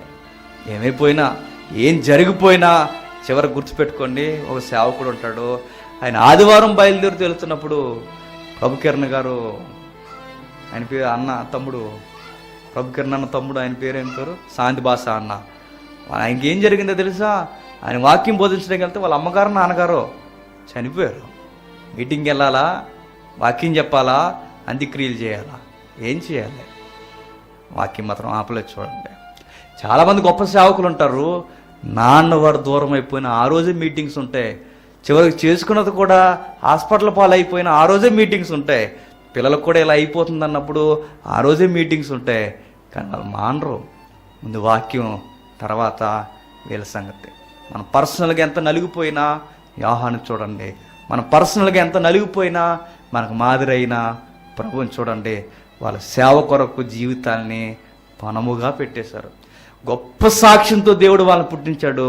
ఆ సాక్ష్యాన్ని నిలబెట్టుకొని చనిపోయారు. ఆ సాక్ష్యాన్ని వాళ్ళు వమ్ము చేయలేదు. యోహాను ఎలాంటి వాగ్దాడితో చూడాలనుకున్న దేవుడు అలాంటి వాగ్దాడితోనే బతికాడు. ఎలాంటి విలువలతో చూడాలనుకున్నాడో అలాంటి విలువలతోనే నమ్మిన నమ్మకాన్ని యోహాను వమ్ము చేయలేదు. దేవుడు మనల్ని నమ్మి ఇంకా బతుకుండిచ్చాడు. కానీ మనం రోజు చేస్తున్నది ఏంటో చెప్పినా, ఆయన సాక్ష్యాన్ని అవమానంగానే మారుస్తాం. సేవలో ఉంచాలనుకుంటాడు, సేవలో మనల్ని వాడుకోవాలనుకుంటాడు. మనం చేసే పనులు ఎలా ఉంటాయి అంటే దేవుడిని ఎక్కిరించేలా ఉంటాయి. గుర్తుపెట్టుకోండి, బాధ్యత మీకు తెలియకపోతే మీరు గుర్తుపెట్టుకొని దేవుని ఎదుట మీరు లెక్క ఖచ్చితంగా చెప్పుకోవాలి. అలా జీవితం ముగిసిపోయింది. వాళ్ళ జీవితాలు అలా ముగిసిపోయిన తర్వాత మనకు అర్థం కావాల్సింది ఏంటయ్యా అంటే, వీళ్ళిద్దరి నుండి మనం నేర్చుకోవాల్సింది, అన్యాయం జరుగుతున్నప్పుడు మాకు అన్యాయం జరిగిపోయినా పర్వాలేదు, కానీ నీతి ఏమాత్రం తగ్గడానికి వీల్లేదు. ఇంకా వాడు చేసిన దుష్కార్యము సరిపోదని ఆ రోజు యేసుక్రీస్తు వారిని కూడా ఏం చేశాడు? వాడికి గిలుండిపోయింది. మరలా అద్భుత కార్యాలు ఒక ఆయన చేస్తున్నాడు అనగానే వాడికి ఉన్నది ఏంటంటే, నేను ఎవరి తల అయితే కొట్టించానో ఆ బాప్తిస్మిచ్చి యోహానే మరలా బతికొచ్చాడు అంటున్నాడంటే వాడికి భయం వెంటాడుతూనే ఉందన్నమాట. వస్తాడు, వచ్చాడేమో, ఏం జరిగిందో ఆ హృదయం వాడిని తినేస్తూనే ఉంది. గుర్తుపెట్టుకోండి, ఒకరోజు యేసుక్రీస్తు వారు పట్టింపబడిన తర్వాత పిలాతు పంపిస్తాడు. ఆ ఏరియాలో మీకు గవర్నర్ ఉన్నాడు కదా, గవర్నర్గా ఎవరు ఉన్నాడు? అంతిపస్ అన్నవాడు ఉన్నాడు. అతగాడి దగ్గర తీసుకెళ్ళి ముందు కేసు ఏమైందో చూసి నా దగ్గర తిండి అంటాడు. వెళ్ళిన తర్వాత ఇతగాడి కేసు అంతా పక్కన పెట్టి ఏమడుగుతాడు చెప్పనా? నీ ద్వారా నేను చాలా నేర్చుకోవాలనుకుంటున్నాను, చాలా ప్రశ్నలు అడుగుతాను, నాకు ఆన్సర్ చేయమని అడిగితే ఆ నక్క ఒక్క సమాధానం కూడా చెప్పలేదట. ఎవరు? ప్రభు. ఎందుకు చెప్పనా? వీడికి చెప్పినా వ్యర్థమే అని. చివరికి ఏ రోజు మాట్లాడుతున్నప్పుడు యేసుక్రీస్తు వారు ఆన్సర్ ఇవ్వట్లేదని ప్రభువుని ఏం చేశాడయ్యా అంటే అపహాస్యం చేసి అవమానించి పంపించేశాడట. గుర్తుపెట్టుకోండి, సత్యం వినబడిన రోజులు మనం పట్టించుకోకపోతే ఒకరోజు నువ్వు విన్నావన్నా వినిపించడానికి ఎవరో ఉండరు. వాడికి వినబడిన రోజులు పట్టించుకోలేదు ఎవడు? హేరోదు. క్రీస్తు శకం 40లో దారుణంగా చచ్చిపోయేవాడు. ఏం సాధించాడు? సత్యం వినబడింది, నన్నే సత్యంతో కొలుస్తావని వాడు పట్టించుకోలేదు. నాకు సత్యం వినాలని ఉంది, మరొకసారి వినిపించు. నువ్వేనా యోహానువి? నాకు ఎన్నో ప్రశ్నలు ఉన్నాయి, మరలా వచ్చావా? నాకు వాక్యం చెప్పవయ్యా అని అడిగితే యేసుక్రీస్తు వారు మౌనంతో చెప్పననే సమాధానం ఇచ్చాడు. చివరికి ఏమైపోయాడంటే వాడికి సత్యం దొరకలేదు. ఆ అపహాస్యం చేసేసి ఏదోలా కోపం తీర్చుకోవాలని యేసుక్రీస్తు వారిని అవమానించి పంపాడు. యేసుక్రీస్తు వారి కార్యాన్ని ముగించుకు వెళ్ళిపోయాడు. తర్వాత ఈ కుటుంబాలు సాధించింది ఏంటయ్యా చరిత్ర అంటే, ఆ కాపురాలు ఏమైపోయాయి తెలుసా? దారుణంగా నాశనం అయిపోయి క్రీస్తు శకం 40లో అంతిపస్ అన్నవాడు చచ్చిపోయాడు. చూడండి, ఈ 4 భాగాల్లో మీరు నేర్చుకోవాల్సింది, యోహానులా సేవ చేయండి. వెనకొస్తున్నవాడే కనబడాలి తప్ప నిలబడిన మనం కనబడడానికి వీల్లేదు. యోహాన్లాగా సత్యం కొరకు అవసరమైతే శిరస్సు ఇచ్చేలా నిలబడండి. మనం కొరకు మన సౌఖ్యాన్ని ఎదుర్కొనే సేవ చేయకూడదు. ప్రభుకి మహిమ తగ్గుతుంది అన్నప్పుడు మనం పక్కకి జరిగిపోవడమే నిజమైన త్రోవను సరళం చేయడం. ఈ మధ్యకాలంలో చాలామంది ఒక రాంగ్ వర్డింగ్ ఉపయోగిస్తున్నారు. ఎవరో వచ్చి ఐవో రోడ్డు వేశారట, ఐవో రోడ్డు మీద అందరూ వెళ్ళిపోతున్నారట. ఐవో రోడ్డు వేసి అడ్డంగా నువ్వే నిలబడ్డావు, ఎక్కడికి వెళ్ళనిస్తావు? నీకు అర్థమైందా? చాలామంది తప్పుగా మాట్లాడుతున్నారు. హైవే రోడ్డు వేయడం అంటే నిన్ను చూపించుకోవడం కాదు, వేసింది నేను కాదని కూడా చెప్పుకోవడమే హైవే రోడ్డు కరెక్ట్గా వేసినట్టు. నీకు అర్థమవుతుందా? ఎక్కడా చెప్పుకోవడానికి వీల్లేదు. నిజమైన పరిచర్య ఏంటయ్యా అంటే మా వెనుకొస్తున్న వారిని చూడండి అని చెప్పాలి తప్ప మన ప్రసంగాల్లో, మన వ్యక్తిగత జీవితాల్లో ప్రభు తప్ప ఎవరు కనిపించడానికి వీల్లేదు. ఒకవేళ ప్రభు తప్ప ఏమి కనిపించినా నువ్వు ఆయనకు అడ్డుగానే ఉన్నావు తప్ప మార్గాన్ని సరళం చేయలేదు. 4 భాగాల్లో హతసాక్షిగా అవ్వాలని మనకు ఒక పాఠం నేర్పిస్తుంది. మన సాక్ష్యం సేవలోనే చనిపోవాలి. నీ కుటుంబం ఏమైపోయినా, నువ్వేమైపోయినా, నమ్మిన వారు ఏమైపోయినా, నీ జీవితం మాత్రం సాక్షార్థంగా సేవలోనే ముగిసిపోవాలి. అప్పుడు మనం కళ్ళు మూస్తే యోహాను గారు లాంటి గొప్ప గొప్ప శిష్యులు అందరూ మనకు కనబడినప్పుడు కనీసం మనం గౌరవపదంగా సరే పక్కన నిలబడొచ్చా అన్న కనీసం కూడా మనకు అర్హత ఉంటుంది. లేకపోతే వాళ్ళ దగ్గర నిలబడ్డానికి కూడా మనకి సిగ్గే. జాగ్రత్త. God bless you. అలా ఒక నూతనమైన సంగతితో వచ్చే వారం మనం కలుసుకుందాం, ప్రార్థన చేసుకుందాం. పరలోకమందున మా తండ్రి, దేవా, నిజమే తండ్రి, అలాంటి గొప్ప సేవను చేసే మనసును మాకు ఏర్పాటు చేయి తండ్రి. తండ్రి 4 భాగాలుగా ఆయన జీవితం ద్వారా మాట్లాడినందుకు మీకు వందనములు దేవా. మరలా తండ్రి, ఈ తరంలో కొందరినైనా తండ్రి సత్యం కొరకు మోమాటం లేకుండా మాట్లాడే స్వభావాన్ని అనుగ్రహించండి. మా జీవితంలో సాక్ష్యాన్ని కోల్పోక తండ్రి, కొందరినైనా కాపాడడానికి తండ్రి, నీతి కొరకు ప్రాణం పెట్టడానికి తండ్రి, కొందరినైనా నిలబెట్టే భాగ్యమును మాకు అనుగ్రహిస్తారని కోరుతూ వచ్చిన వారందరినీ జ్ఞాపకం చేసుకోండి. ప్రత్యక్షంగా పరోక్షంగా ఈ మాటలు విన్న వారందరినీ తండ్రి సత్యాన్ని సత్యముగా స్వీకరించే మనసును అనుగ్రహించిన తండ్రి, సత్యం బోధిస్తున్న వారిని తండ్రి దారుణంగా హింసించాలని ఎవరైతే ఆలోచిస్తున్నారో తండ్రి, అలాంటి వారిని తండ్రి క్షమించండి. మారు మనసును వాళ్ళకి దయచేయండి. తప్పును తప్పుగా ఒప్పుకునే మనసును మాకు దయచేయండి తండ్రి. మేము ఎవరిని ఉద్దేశించి మాట్లాడలేదని మీకు తెలుసు దేవా. మమ్మల్ని ఎవరైతే శత్రువులుగా ఉద్దేశిస్తున్నారో వారిని క్షమించండి. వారిని ప్రేమించే మంచి మనసును మాకు అనుగ్రహించండి. మరొక సంగతితో తండ్రి మేము మాట్లాడుకోవడానికి అనుకూలమైన జ్ఞానమును సమయాన్ని మాకు అనుగ్రహిస్తారని కోరుతూ క్రీస్తు నామమున ప్రార్థన సమర్పిస్తున్నాము తండ్రి. ఆమేన్. సెలవు.